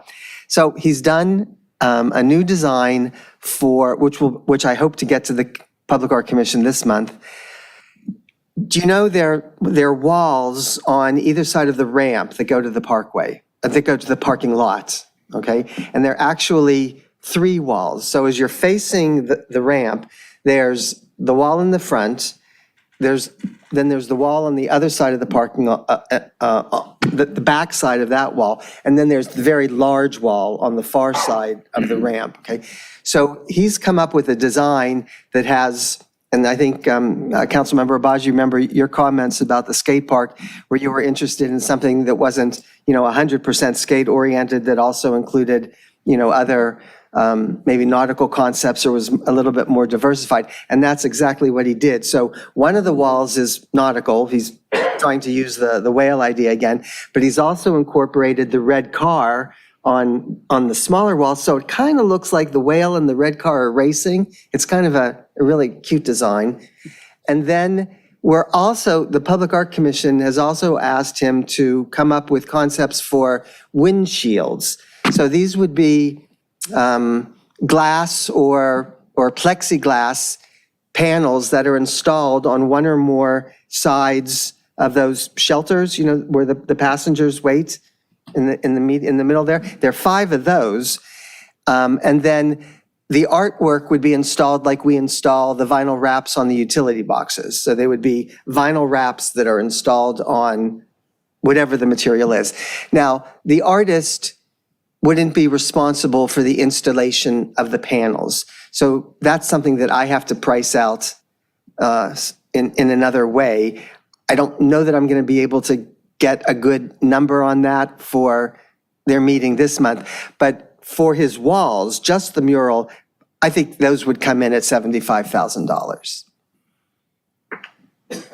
Okay, I appreciate that, and I think his work is great. I would love to see if we can get that somewhere along Artesia, or, which I realize is difficult because we don't own a whole lot of walls there except under the train. And I also wonder whether there's not opportunities to get money from Metro to improve the transit center with art, if that's part of their kind of like equity program. We could get, but I just don't see that Redondoans, North Redondoans are going to get to see that much as, and I'm thinking about the ramps and where the walls on the ramps would be visible from. Is it from inside the transit center? Is that where it'd be visible from? Because when I pull up Google Maps, I can't see. Yeah, there's nothing, Google Maps doesn't show the construction. Outdated, right, yeah. I have photos, or you can go out there and see. I think you'd be able to see at least part of it from the street. Okay. And certainly the shelters that are closer to the street, you'd be able to see the windscreens on those. But it wouldn't be hugely prominent from the streets. Right. So that's all. I think the bus depot, why that wall was appealing is because it literally faced Kingsdale, was huge, was high up. So that's all. I'd like to hear from other council members. Okay, Councilmember Nairnheim. Thank you, Mayor Pro Tem. I think Ms. Lang's comments really was meant for this one. I don't really want to delay the other projects. I want to keep a lot of these projects moving forward throughout the city. Speaking specifically that $1 million and $2 million, or $1 million to $1 million, I don't say donations, fees, conditions of approval for the South Bay Social District. I believe I wanted a straight $2 million for Artesia Boulevard to be upgraded and improved. Unfortunately, if I remember correctly, one of the $1 million half of it, $1 million came from the art fund. And I believe they were going to give $2 million in total. That was a total fee. Right? Yeah, Sean and I talked about this a little bit today, and I can bring them up for more specifics, but in short, there's the $1 million specifically for streetscape improvements. That's a standalone condition. Yep. And then there's a condition that talks about $1 million of public art funds, and the provision of an art installation on the corner of Hawthorne and Artesia Boulevard, separate from that $1 million. That has some flexibility to it. So but to your point, your memory is correct. The second $1 million is really part and parcel, and in effect, almost in lieu of what would have been the valuation donation for the art fund. That's how the The art fund, the art donation fee is calculated either in a fee or valuation. A valuation done on site. Correct. Right? And I know there was some discussion a while ago regarding using that $1 million on the Artesia Boulevard side. And I really don't want to use that. I want to use Artesia Boulevard as a gateway for both coming from Manhattan and Hermosa to the social district, beautify that so people feel, oh, wow, this is really cool. If you go to Beverly Hills, you will see the palm trees that have all the lights going around the palm trees all the way up the top. And it's absolutely gorgeous. I mean, absolutely gorgeous. Really creates a sense of space. It really creates a really nice boulevard looking, French boulevard, European, right? And if you're coming from the South Bay area, going westbound to the beach cities, you'll stop and you'll see like an arch, or so you'll see this beautiful stretch of Artesia Boulevard. I don't mind a gateway at all. A gateway to me can be very iconic, can be very picturesque, but I would be willing to amend maybe a little bit of that to have, I don't know if everyone's seen if you've traveled much to places around the world, you'll see the name of a city like Cabo San Lucas or San Jose, and these big red, every letter is like 4 feet in size, and they're all colored in different ways. Some cities, I should have brought them here. The Paz has one. LAX has that. LAX, that's a monster one. That's like 100-foot size. And, Manzanillo in Mexico has a really nice one with a sailfish on there, and it's blue. And I wouldn't mind seeing things like that around the city. So Artesia that has that, so you can take pictures with it. People know that you're there down the harbor, King Harbor, Redondo Beach, Riviera Village, Veterans Park, all those kind of areas make them iconic looking. I know the Riviera Village, one of the ones I'm interested in for an archway is we could use the same model, same idea for the Riviera Village, because they've always wanted to have an archway to welcome everyone to the village. It's really been a big request through the many years, and they're still looking at that. So I think we can get a 2-for-1 out of that. I think we can model the idea after the current arch that we have at Redondo there in PCH. I'd be in favor of scenario 1, keeping the other ones funded, because I can see a lot of these smaller ones moving forward. You can take out some of the ones like big lots that aren't, might not be working, and reallocate.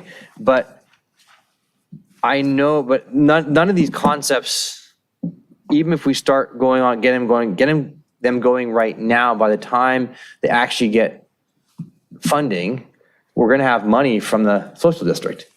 Yeah, So at least a portion of it, yeah. I mean, we're going to have the $1 million for Artesia Boulevard, right? Let's focus that money on Artesia Boulevard, use that as we see fit. And then we have the other money coming in for these other projects. So I don't really see a need to cut some of these other things. Yeah, I tend to agree. I think the timing, as long as we're comfortable and a little bit patience in execution, I think the funds will matriculate to the John Parsons Fund at a time that they'll be needed to spend. I think as long as we phase it sort of $500,000 next year and then perhaps a follow-up $500,000 in the following fiscal year, I don't see us struggling with resource. We'll have a little more specificity on where we're at with the project concepts, the procurement. We'll know more about specifically what these things are costing and what we're able to afford. I don't think we need to make take any drastic action. But if, as an example, the Big Lots mural is just not moving forward, it's silly for us to continue to set that money aside. Let's get it redirected. Yeah, take it off and reallocate. So I see part of that million. So we get the $2 million on Artesia Boulevard.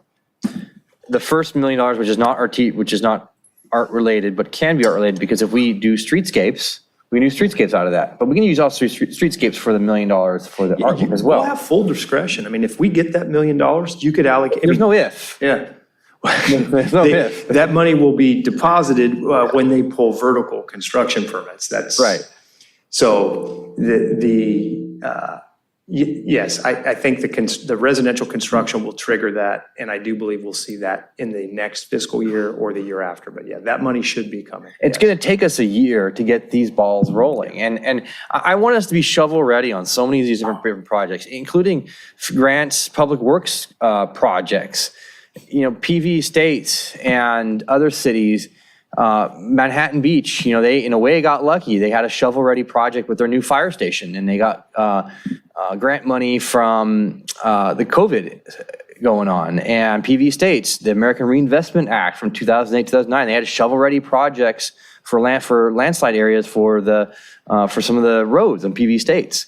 So if we have these projects ready to go, we have money coming in, we'll find the funding for it. And I mean, as we see here with this last art project we just approved, yeah, it got a little bit more expensive. But if we have the project ready to go, find the money, we have the money coming in. We know that's happening. So I don't feel like we want to cut any of these other projects. Let's move on all these other cylinders and cut out what we know we don't need right now. That'd be favorite scenario one. So just my comments. Thank you. Okay, Councilmember Barrett. Thank you, Mayor Pro Tem. I think the big archway is a little too much, and the other giant signage, it's too big, too gaudy. Signage is fine, especially the type mentioned by Councilmember Narenheim. Sort of the picture perfect location sign, but not the big archway. I mean, it just dwarfs everything around it. And at a minimum, I'd want to get more feedback from residents about that. And then Gary, Cameron, thank you both. Gary, as far as a consultant, do we need a consultant? And if so, how much will that cost? Well, the recommendation is it wouldn't exceed 10% of the budget. So we'd put out, we'd put out a request, but at the maximum, it would be 100,000. But remember, I mean, that could span multiple years, right? So hopefully we would be finding somebody who would be able to work on this from start to finish. Do we need a consultant? Oh, absolutely. Yeah. I mean, if you're going to depend on me to do it, then yeah, it's going to be decades. Great project done. Huh? What? I'm sorry. Got a great project done. But it's. I think we don't need to make that decision tonight. I think what we want to do, what Gary's stating, I think very politely, is that he's got a big work schedule. It's all about how quickly you want to see us deliver on this. And a consultant would help expedite that. It's not essential. But if we want to see all of these things done in Artesia truly branded like an art corridor, then it would help to have a consultant on board to assist that process. Yeah, probably would. 10% is a big number. 10% is a big number. And it doesn't have to be, I mean, just think, for example, of the community engagement. So if that were my only job, if the only thing I was going to do was work on this project, I would want to have a database of every business on the street, right? So that I would be able to contact, all of those people, and I would want to have a database of all the residents within whatever, 4 blocks north and south, whatever, and to be able to make contact with them. So that part of it alone, the preparation to be ready for community meetings is months of full-time work. And then the other thing to consider is I would also want to create a database of all of the artwork that's already there. So if you walk up and down the boulevard, you'll see there's murals here and there's murals there and, in various places, so that the artist would have, so that I would be able to say to the artist, here's the artwork that's already existing. We want something that's going to enhance, build, integrate with that, because you want the boulevard to be a unified, beautiful art concept. So you can't have, and that's part of the professional skill that the artist brings, is to say, well, figure out ways to integrate what's already there with new ideas. So just the preparation to do the community engagement process would be a full-time job for somebody for 3 months. Mm-hmm. Thank you for that. Let's explore other options, 10%. And to the city manager's point, we'll have to decide it tonight. That's a big chunk of money. is taken away from the art. So if we have other alternatives to getting this done, that would be good.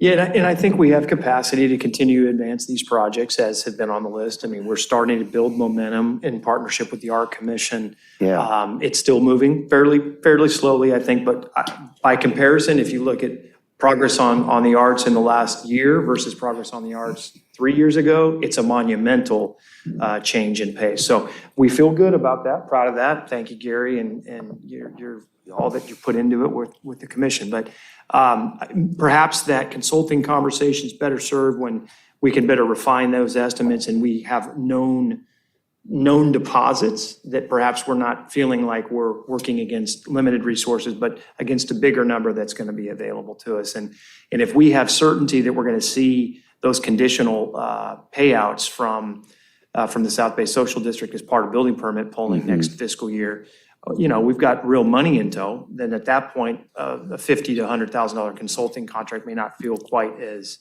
impactful, and it would help us expedite things. So it's a matter of resources and efficiency. Thank you. Just to finish, if I may. Almost. Do we have any indication if our friends at Southern California Edison have any interest to fund projects on the right-of-way, the bike path adjacent to Artesia? Is that something that can be explored? Do you see any likelihood of success on that? Has that ever happened before? I have a feeling that I can hear Edison grinding over our permit request for any vertical installation along the transmission corridor. I don't know where they're at with public giving on art. I can certainly ask that question, but don't have a current sense of it. There was a time 20 years ago, there was a much different approach to contributions to local communities. City Anaheim comes to mind, other locations. There was some partnership there. But I haven't seen that from the company of late, but it doesn't hurt to ask. Okay. The one thing that I would like the consultant also to explore is, SCE has that easement that goes across Artesia, right? Around, but I can't. Between Phelan and Felton. Yeah, which, I could imagine if they would allow, us to include that as part of the project. A sculpture garden, along that path, or, there are all kinds of, you like lights on palm trees. What about lights on those electrical? But it's a great open space that if the city owned it, right, would be prime for public arts. Yeah, I think we would be fortunate, I believe, to work forward with a vertical installation in the median along our where we have a little better sense of control. Edison can be challenging when it comes to vertical installations along the transmission corridor, particularly inside the drip line. So we have some sense of that. But I think, tonight's really about target. It's about pace. I think what I'm hearing from most of you here is, $500,000 to start, another $500,000. We go as funds become available, and we perhaps go out and procure a bigger number than is immediately available. And when the money's ready to go, we bring those artists on and execute agreements that allow for installation. Ideally, it's almost like an overhire program. It'd be great if we had artists on deck with projects ready to go. The minute the funds are in line or we allocate them through the CIP, we bring them on board and we go. That would be the ideal scenario for us. On the south side of Artesia, on the Southern California Edison right-of-way, is it on the right-of-way where we have those benches? The benches, is that our property, their property, county property? It's anything in that green belt is Edison property. Now, we have a license agreement for use. They have very restrictive rights as to what can and can't be placed or installed or planted in the transmission corridor. We were fortunate a couple years ago to receive approval for the improvements that we made both north and south to the acreage there. We had to work through a long process. We're going through a similar process right now for the Edison property off of Redondo and PCH. So had a meeting yesterday on site to discuss that. So the benches that are there, I'm not picturing those right now, but I think that is part of the plan that was approved, if I recall correctly. I just don't know what benches you're referring to right there. There's a bench. Yeah. One bench. Might have been all we were allowed to install. All right, thank you, Mayor. Oh, sorry, thank you. Councilmember Kalajerovich. Yeah, I think we covered a lot of it. I just want to make a few points. I hesitate to step back on any of the projects that we already have, a good amount of work spent on it. I think it's important to keep that ball rolling. The other projects that we haven't made progress on, I assume those are the ones that were the Lilienthal, Esplanade, and the Big Lots. Those are next, yeah. Okay. Those are next in the queue. They haven't, okay. Big lots cannot go forward. That's right. That's right. So it seems like our intention is unanimous, like creating the space that's special in Artesia. I would be in favor of approving the concept in the procurement process and the consultant so that we have the intention set for when the funds are available, but I'm definitely not in favor of scenario one, using those general funds at this point. So do you favor scenario 2? Well, I think there's 2 points to be made here. So scenario one sort of bridges 2 concepts. Advancing the general fund, and there's the conversation about leaving currently allocated the resources that are there. What I heard you say is you want to leave the current allocations, perhaps with the exception of the big lots, but you don't necessarily want to commit to advancing general funds for the projects, but rather wait until we have specific funds available to proceed. So that, which would be more the $500,000 target, I think, for now, reasonably, and then the $500,000 the subsequent fiscal year through our budget process. I would be in favor of, keeping the 4 projects that you had mentioned, the gateways, Gate Park, Public Works Yard, and the Transit Center moving. Okay. The other ones, I can go either way on. Oh, so you're actually, it sounds to me like you are open to scenario 2 in a sense. Yes. So how would we get to, sorry if I might interrupt you. So let's say by putting the big lots back in, that's 250. So we need another 250 in order to bring it up. Big lots is only 35,000. No. Yeah, he's saying what the total The 214 that's there, a 35,000 to bring it back. Here's what I would suggest. I think we're going to see another 50 to 75K over the balance of this fiscal year. Okay. That would get us to close to 300. And I believe it's reasonable that we'll forecast an additional $200,000 of John Parsons Fund revenues at minimum in the subsequent fiscal year that would be appropriated as part of the May-June action with the budget. So if you tell us, hey, we want to target at least $500,000 of Artesia-based public art projects, we can start doing that, and I think take budget action without having to allocate anything but that Big Lots mural to cover that forecast. If you want to be more aggressive than $500,000 at this time, we would have to either advance funds or allocate a portion of these other projects that are currently on the list. Okay, so what do you think? What do you guys think? Is there other public comments? There are, so I will, I'll get to that. So Juan Melendez. Good evening again, council members and or anybody's looking online. My name is Juan Melendez. I'm one of the art commissioners.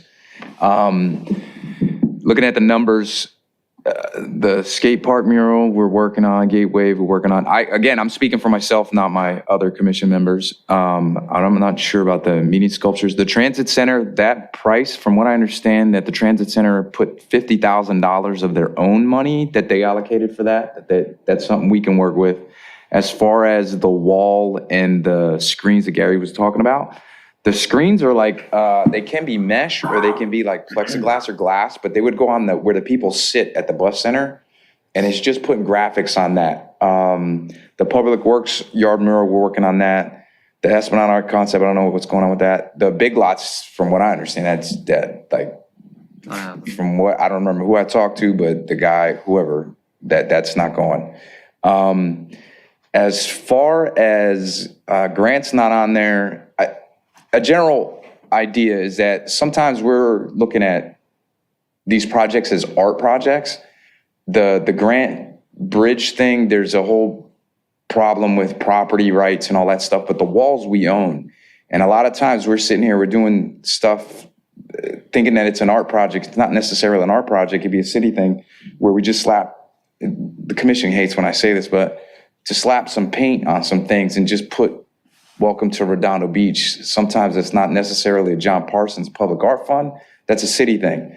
As far as some of the gateways that we were talking about that go over the arches, going over some of the art corridors, that's another thing that I don't necessarily look at as an art project. That's more of an architectural thing that has to do with the city.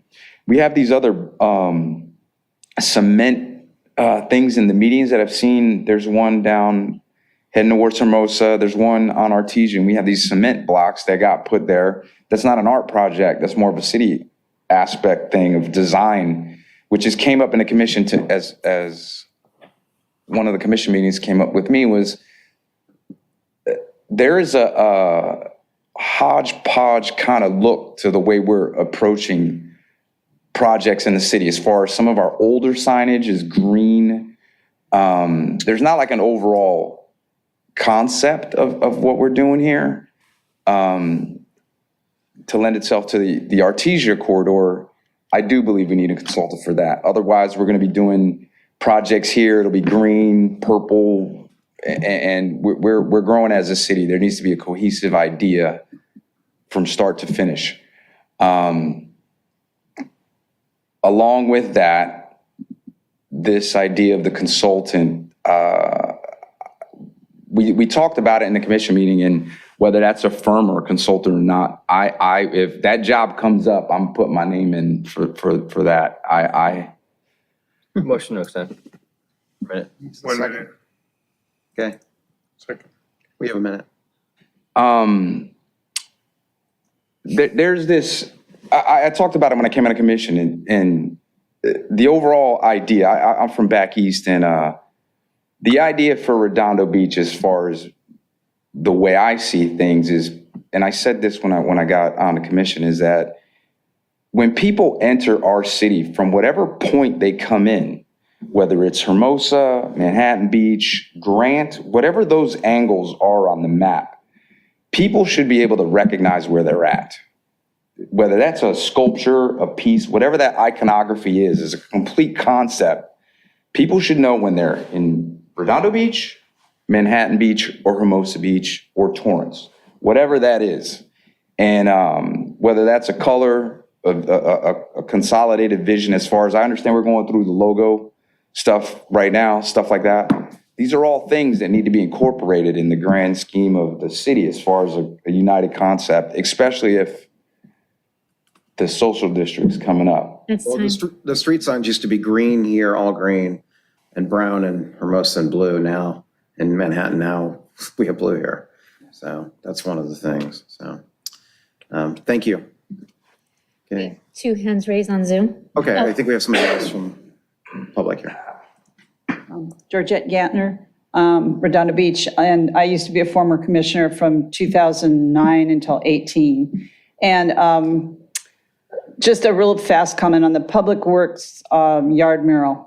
That wall has been empty for a while, and they initially had a design for it, and it didn't happen. The one that's coming up could be just extraordinary, and it's a huge long wall. So I think that is necessary. I totally agree with you that if you guys decide to have arches, I don't think that's necessary. I mean, it depends on how, if we hired a well-known artist to do those, then maybe that's a piece of art. But generally speaking, no, I agree. I think that's more public works. I know a lot of people respond and they go, wow, you guys have got $1 million. Okay, perspective on that is that as of 2009, yes, 1% has been coming from developers. And this has built up over many years. And the period, of course, we had a slow time during COVID. So many things were going on. And so there were just things that couldn't happen. Everybody's on Zoom. It was a rough time. So that slowed things down. We didn't have Gary yet. We were between managers, or cultural arts managers. So that was a deficit. Okay, so that aside, I just want to talk about Artesia really quick. Before we call it Artesia, think about Manhattan. Please rethink that because it's corny. Sorry. And also, it might not be down the line, but if Artesia was truly artistic, like you guys had mentioned, then it would maybe qualify for that. But do we have a gallery on Artesia Boulevard? Where are the galleries? At least in Riviera Village, it's more artistic because of galleries. But let's maybe think in terms of maybe we do need a consultant for Artesia. So it is more, more of a concept and things do blend. I think that's a great point that Juan said about the logo. We've got a lot of things happening, and let's not spend money before we have it. I'll sure the money's coming in. It sounds healthy, but the 4 projects on there that you had mentioned, those are important, but maybe not everything. And big lots, yeah, whatever. That's gone. Yeah, and the transit center on the 150th, that really is for that building that's coming down. I hope that doesn't remain. Anyway, thank you. Would the funding for the consultant come out of the John Parsons Fund or the general fund? That would be the idea, yeah. I think in this scenario, it would come from the fund. So it would erode our available project budget accordingly. Thank you. Okay. Councilmember Rabaji. All right. I'm wondering if we could share 2B. I just wanted to get clarification from Councilmember Kalajevic as to which of the scenarios, if you could take a look at page 196 of the agenda. I know that, I appreciate that you were willing to trim some of the projects to concentrate on Artesia, but I didn't know which one. There's scenario 2 and 3 that do that. What I will say is I polled my residents, my neighbors on the archway months ago, and there wasn't a whole lot of interest in an archway. And I imagine on a street like Artesia where people are moving pretty quickly, 35 miles per hour, the focus isn't going to be so much on this very high, usually high archway, because trucks got to make it under and so on and so forth. What I'll say about the SCE right-of-way, for anybody not familiar, before I got elected, I thought, oh my God, we can do so much stuff on the right-of-way. And then I got on multiple calls up the chain with SCE, and it was no, no, no, no. Hey, how come they can do it in Torrance? How come they can do it in El Segundo? Why do you have dog parks there? Why do you have community gardens there? Nope, we stopped doing that, and so on and so forth. So SCE, thank you for the power, but they're a nightmare to deal with when it comes to their land. I'm looking at this, it looks like scenario 3, gate wave is funded, skate park murals funded, bus depot, if there seems to be folks who want to fund that. Public works yard is pretty far down the line, so we wouldn't want to pull from that. And then we delay anything else. That would get $500,000 of John Parsons funds to Artesia Boulevard. With a deficit of $25,716. And what I would say is that's without next year's forecast for deposits. So, all of that would be supplemental to this conversation. Another point I'd make is, if we did that call for artists, just like Volcon stuck around for 10 years, they aren't necessarily going anywhere. They'll still be available 3 years down the line, 4 years down the line. So we should really aim to populate Artesia Boulevard with art in anticipation of getting more funding. As far as the Esplanade goes, while I'd love to see more art all over our city, the Esplanade is inherently beautiful. It's gorgeous. It's got pavers. I'm not sure that it's the area location in most need of additional art money at this time. So I'd like to see this money go towards Artesia Boulevard, and I guess I'd favor scenario 3. Can I ask a quick question, Mayor Pro Tem, about the bus depot mural? If we were to fund a mural on the bus depot, and maybe staff knows the answer, would the California Art Preservation Act then preclude us from destroying that mural or making alterations in the future? Would we then be put in something of a conundrum if we went forward with anything there? Normally, our agreements, I don't know about the California Art Preservation Act, but there's a visual artists, act, which talks about, what the rights of visual artists are. And our agreement with the artists require them to waive their rights under these acts, and it gives the city the ability to either remove the art or permanently or temporarily. So the answer to your question is the agreement that we have with the artists allows the city to have enormous flexibility in how long the artwork is kept in the place where it is originally placed. Including the potential destruction of that? Yeah. Okay. Thank you. Okay. I like your idea, I like my fan up. but I want to make sure that, is there anybody else in the public? We have two hands raised on Zoom. Okay. Paul Moses, go ahead. Good evening, Paul Moses, District 2. What a great photo of me. I was on the Public Art Commission when we wrote the Public Art Master Plan, and this whole idea of all the sites on Artesia was to really revitalize that, starting with public art. But one of the ideas that we thought was not necessarily all permanent artworks there. There could be temporary artworks like they do in El Paseo down in Palm Desert. It's a great plan. At the time, the budgets worked because it was basically leasing artwork for 3 to 5 years that could be put on pads that are poured into the median. And maybe those pads, that money for those pads could come from the street improvements and instead of the public art fund. So that's a way you can get something in there fast, and you can get something that rotates and creates a corridor to the city that is just lined with public artwork that changes over the years. And they're not necessarily huge artworks. So they could be 3 feet on a 3-foot pedestal. They could be 6 feet, whatever it is. It's just, that was kind of the idea, was not necessarily permanent artworks there, but maybe rotating artworks. I was a little worried about the idea of making this, and I was a little concerned with the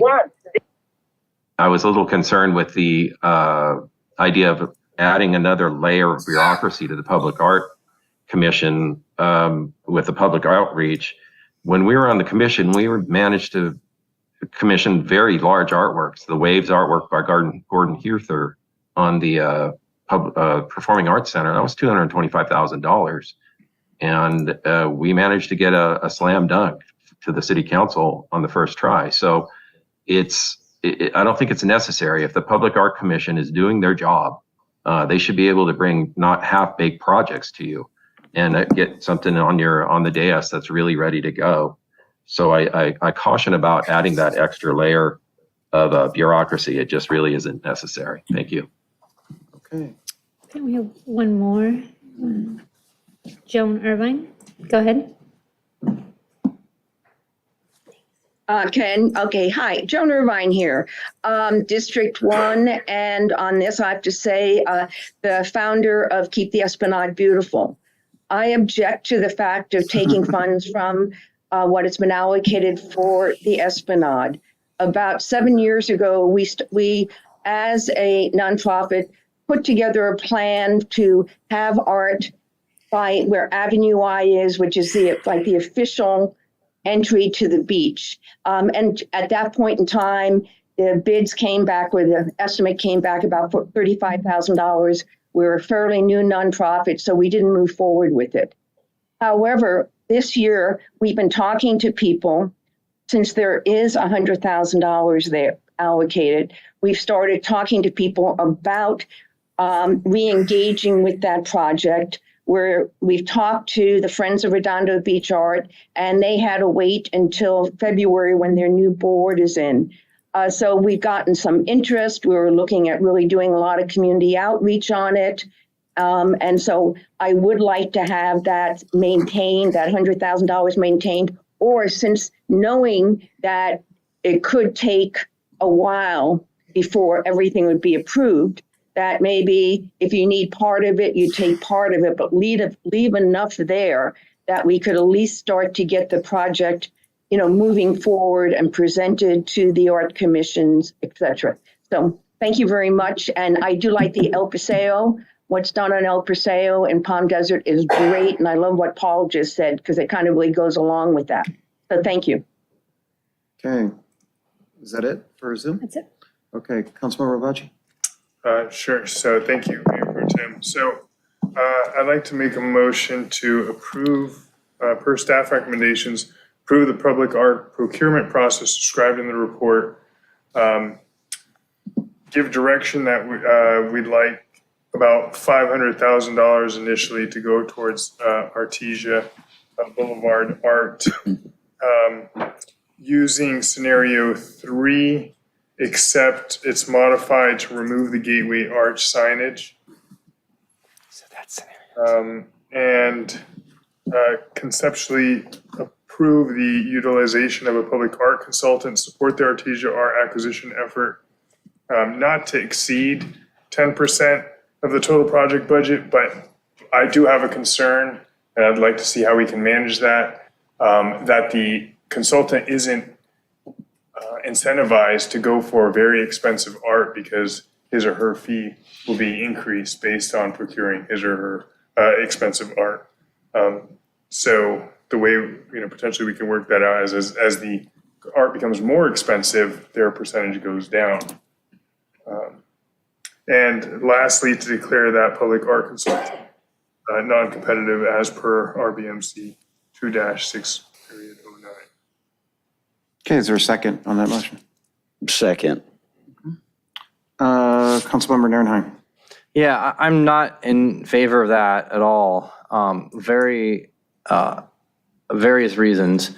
One is we have $1 million of $2 million coming to Artesia Boulevard from the South Bay Social District. And it's going to take us some time to get these things going. And we start putting all this money in it now, you're going to have even more money in there. And by doing that, you're now taking resources away from other parts of the city that need art, that need beautification and need help. One of the reasons that the Esplanade art concept is there is because we've run out of benches, memorial benches and placards and dedication benches on the Esplanade. And we need a place for people to add money and projects to as an art project, rather than what is ending up now is memorial benches. We need, which are all now essentially, I think they're all gone now. So if you're out there and you're looking to put a bench on the Esplanade, they're all gone. I just gave the last one out the other day. And it's been tough. So we need a project down on the Esplanade. There's some other places we need artwork in the city. And I appreciate spending a lot of money and getting things going on Artesia Boulevard. But we're now taking away from other parts of the city that really, really need the money and beautification. So I will not be in favor of that at all. Ellen, if I may. Sure. Councilmember Narenheim, you bring up good points. I'll amend the motion to keep the $100,000 for the Esplanade art concept and reduce the allocation right now to the Artesia Boulevard art to $400,000. Because I frankly don't even see this city spending that much money in the near future, immediate future. So. Plus, it sounds like from what city member, Councilmember Watsansky said, that he's expecting flow into this over the next year. I think you can keep your $500,000 target. I don't think you have to cannibalize the Esplanade project allocation. I think we're okay. I think we'll have enough come budget time to actually allocate that. So I think if the way you worded your motion, what I would take that as, when we come back with the budget, we would redirect funds from the mural, from the Big Lots mural that's not happening. We would redirect funds from the Lilienthal Sculpture Garden, which would provide additional funding for Artesia. And then we would leave the balance of the work in place going forward. And that becomes kind of a budget conversation. So and I think we'll have enough to provide a $500,000 allocation at that time, given new deposits to the fund and any projections for the 24-25 fiscal year. Plus, the money is fungible, right? So if I might add, money is fungible. So if this money does come in from South Bay Galleria, we can use that money and reallocate the money that we took out. Conceivably, yes. Hold on for a second. I'm worried about delaying this so much and depending on South Bay Galleria, which we don't know what's happening. So first of all, the money, $2 million coming for Artesia Boulevard. That's not if, it's when it happens, when they sign on the dotted line for construction permits, when they pull the construction permits, just like they did with Legato. And just that when they paid us $500,000 in many various fees. And when we start going down this path, we've already credit card spent tremendously. And we're now taking money from projects from throughout the city that are adding to the fund and far reaches of other parts of the city. Now we're putting all this money into a credit card area, just Artesia Boulevard. I would be fine with credit card spending money on money that we're going to get. So if you want to take that allocation of $500,000 that will be coming from the South Bay Social District, that's fine. And then taking that money when it finally comes in, dispersing that outwards as well to get things going. I'm fine with that concept.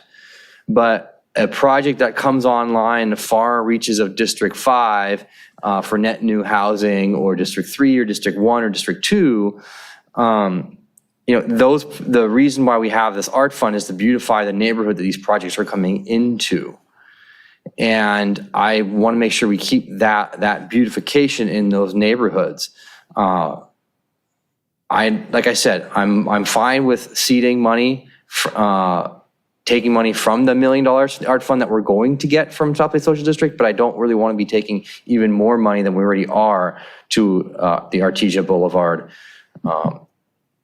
projects that we have going on there. And if you don't want to do a mural or a gateway signage, that's fine. I get it.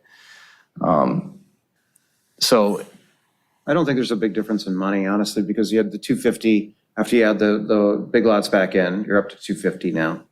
The 100,000 we're still keeping in Esplanade based on what Councilmember Rogers said. if we amend the motion to, So it's $150,000. we're not doing a budget motion right now. No, but we're just talking about allocation. Direction for what we would bring back as part of budget season. So if you amend the motion then to come back during budget season to have the money that you're directing for Artesia Boulevard to come from the South Bay Social District allocation, the $2 million allocation, I'd be fine with that, the $500,000.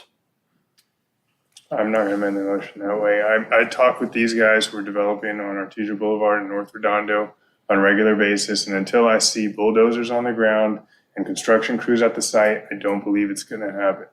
And for the last decades, nobody has invested in North Redondo or Artesia Boulevard. It's time to put our money where our mouth is and get going on Artesia Boulevard, not kick the can down the road, Councilmember Nierenheim. Okay. So I would agree with you. It's time. So Councilmember Barrett, I know you had your hand up. I did, kind of a budget item, pardon me, in some ways, but to Gary, are you familiar with the El Paseo model, how they're, okay, my understanding is on El Paseo, they have 18 concrete pads, and they've opened it up to the public for artists to come in to put their artwork as exhibitions for a 2-year period. Yeah. So that, and no charge to the city. So just as a way to maybe get more artwork in, perhaps we could explore a hybrid model where we do the paid for city-owned artwork and then do sort of a 2-year exhibition for some spots to save, not so much save money, but to kind of have more variety, diversity, and save some money. and that's similar to what Mr. Moses was talking about. Yeah. So my idea is that when we put out a call, and finally, the call for proposals, the artists are going to say, yes, some should be permanent art, some should be rotating art, some should be temporary. We should maybe have a grant program that encourages business owners to install art murals, on their properties, or sculptures, whatever. Similar to what you're talking about in Aurora, Colorado, where I came from, we had a project that we did in partnership with the Havana Avenue Business Improvement District called Art to See on Havana, where they installed the concrete, what was the word to use? Pads, right. And every year we had a competition for artists to submit, and sculptures were selected, and the cost of that was all taken on by the Business Improvement District. The Cultural Affairs Office, the Public Art Program, coordinated it for them. So the way I'm seeing it is that none of this is excluded, that the artist is going to come in and say, oh yeah, this would be a great idea. No, absolutely, it doesn't all have to be permanent art. Any option is on the table. Thank you, Gary. Thank you, Mayor Pro Tem. Okay, no problem. So the question is, did you second my amended motion? I did. I do second the amended motion. Okay, so anybody else in the public like to speak to this item? Okay, so there's a motion on the floor and a second. It's a finalized motion. I'll do a roll call vote, and we'll go from there. Councilmember Narenheim. No. Councilmember Kaljarovich. Aye. Councilmember Abaji. Aye. Councilmember Barrett. Aye. I myself, so motion passes 4-1. Okay, thank you, gentlemen. Okay, on to city manager items. Just Happy New Year. We're back in the saddle. It's going to be a fairly busy couple of months. At Councilmember Barron's meeting, I made the comment that if you look back over the last few years, our productivity has grown quite significantly. I've mentioned it to a few of you privately. We had roughly 840 agenda items in 2021. We had about 890 in 2022, and we had roughly 1,100 items in 2023. So you've all been very busy. Hope you all had a nice break and enjoyed the little time off that we had. I expect 2024 to be as busy or busier than it was in 2023. So we had a little bit of a nice layup introduction to the agenda this week. We'll have a mostly closed session agenda next week with a couple of open session items. We're hoping to bring fireworks to you as a conversation. We're hoping to bring back a strategic plan item on the concept of potentially and the legalities surrounding prohibition of reusable plastic bans. That's an item that's been on the strat plan for a little while. So I think that research has been completed by the attorney's office and our staff. So we'll have that conversation. And I think that'll probably do it largely next week. And then after that, the 23rd will be a more traditional agenda, quite busy top to bottom. Okay, Councilmember Narenheim. City manager. Yeah, actually, on the Harbor Commission, the HAPLA change, actually the city attorney, the change that we're getting rid of the HAPLA, direction on that, amending the ordinance, changing it to general position. Yeah, that work is done. We're just waiting for a meeting to put it on. Okay. For which item? HAPLA. Replacing that person who's designated from HAPLA on the Harbor Commission, perhaps, because we no longer is a person. Right. Okay. Representing HAPLA. Okay, that's it. Okay. I'll talk with the city manager as to when we're going to put, yeah, we can do it the 23rd if that's. Okay, that's all I got. Thank you. Okay, Councilmember Kaljarovich. None, thank you. Councilmember Baji. Yes. I'd like to agendize, discuss this with the mayor, but I'd like to agendize for next week in open session, if we can, a change of the mayor's designation of the South Bay COG alternate. Can I get a second? Second. All in favor? Bring that back. Just a, There's an upcoming meeting. There's some The alternate, if I can explain that a little bit, context of it? yeah. I don't know what that means.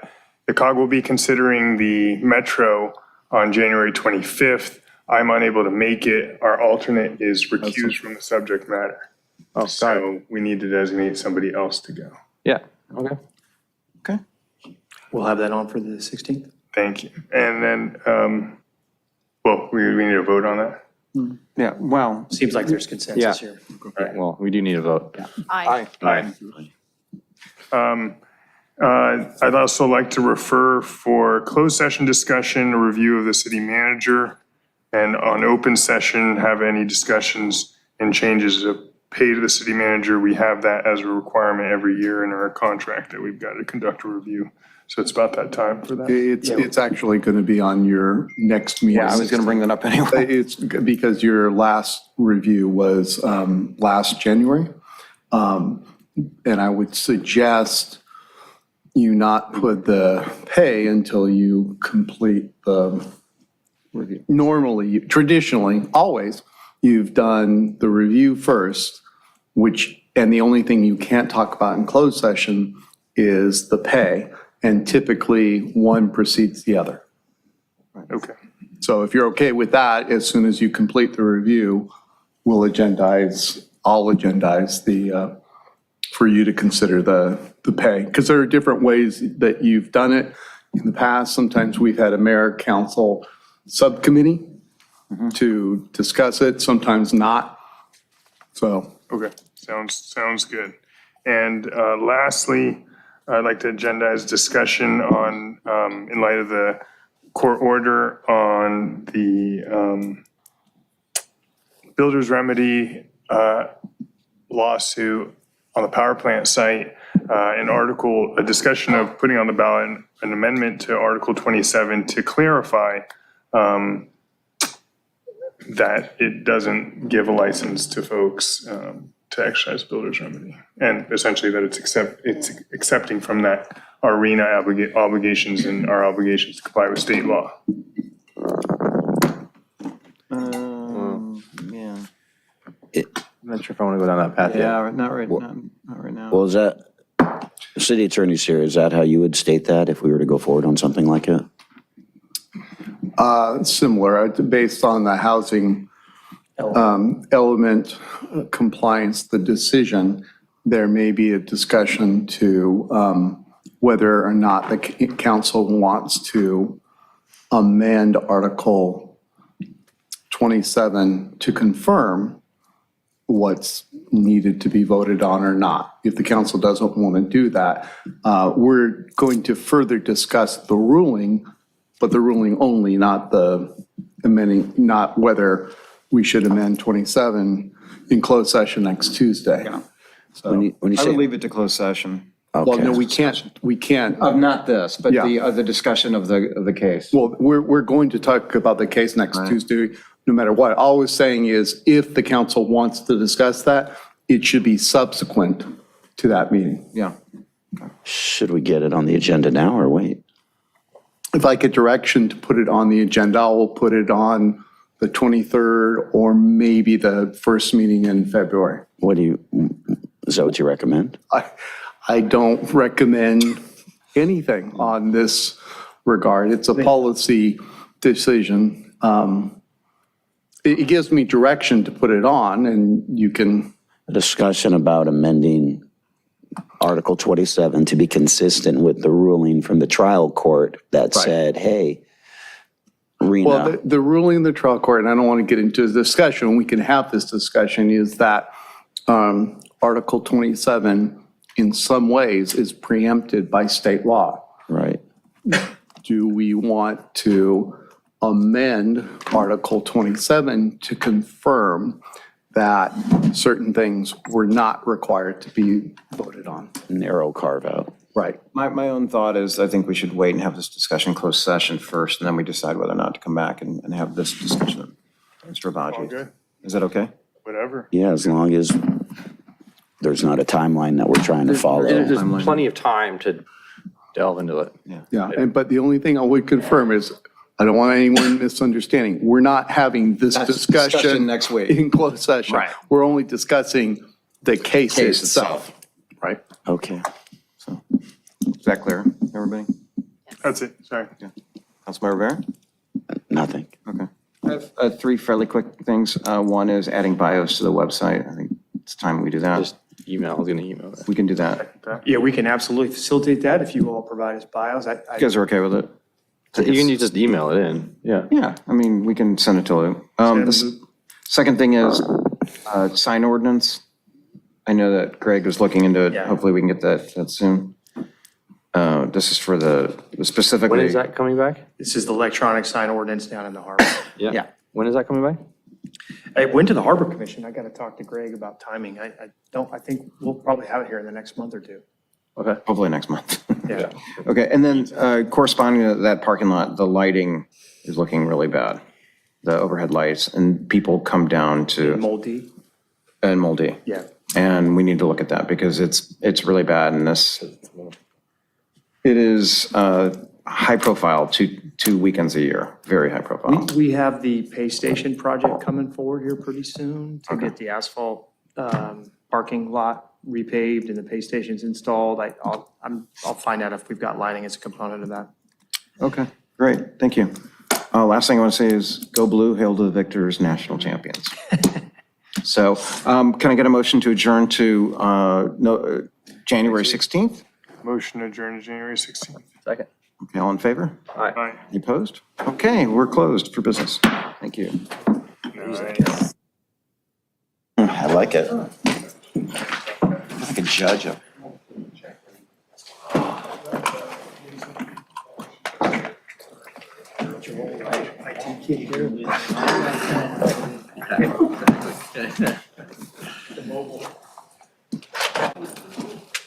That kid, what's that mean? That guy left?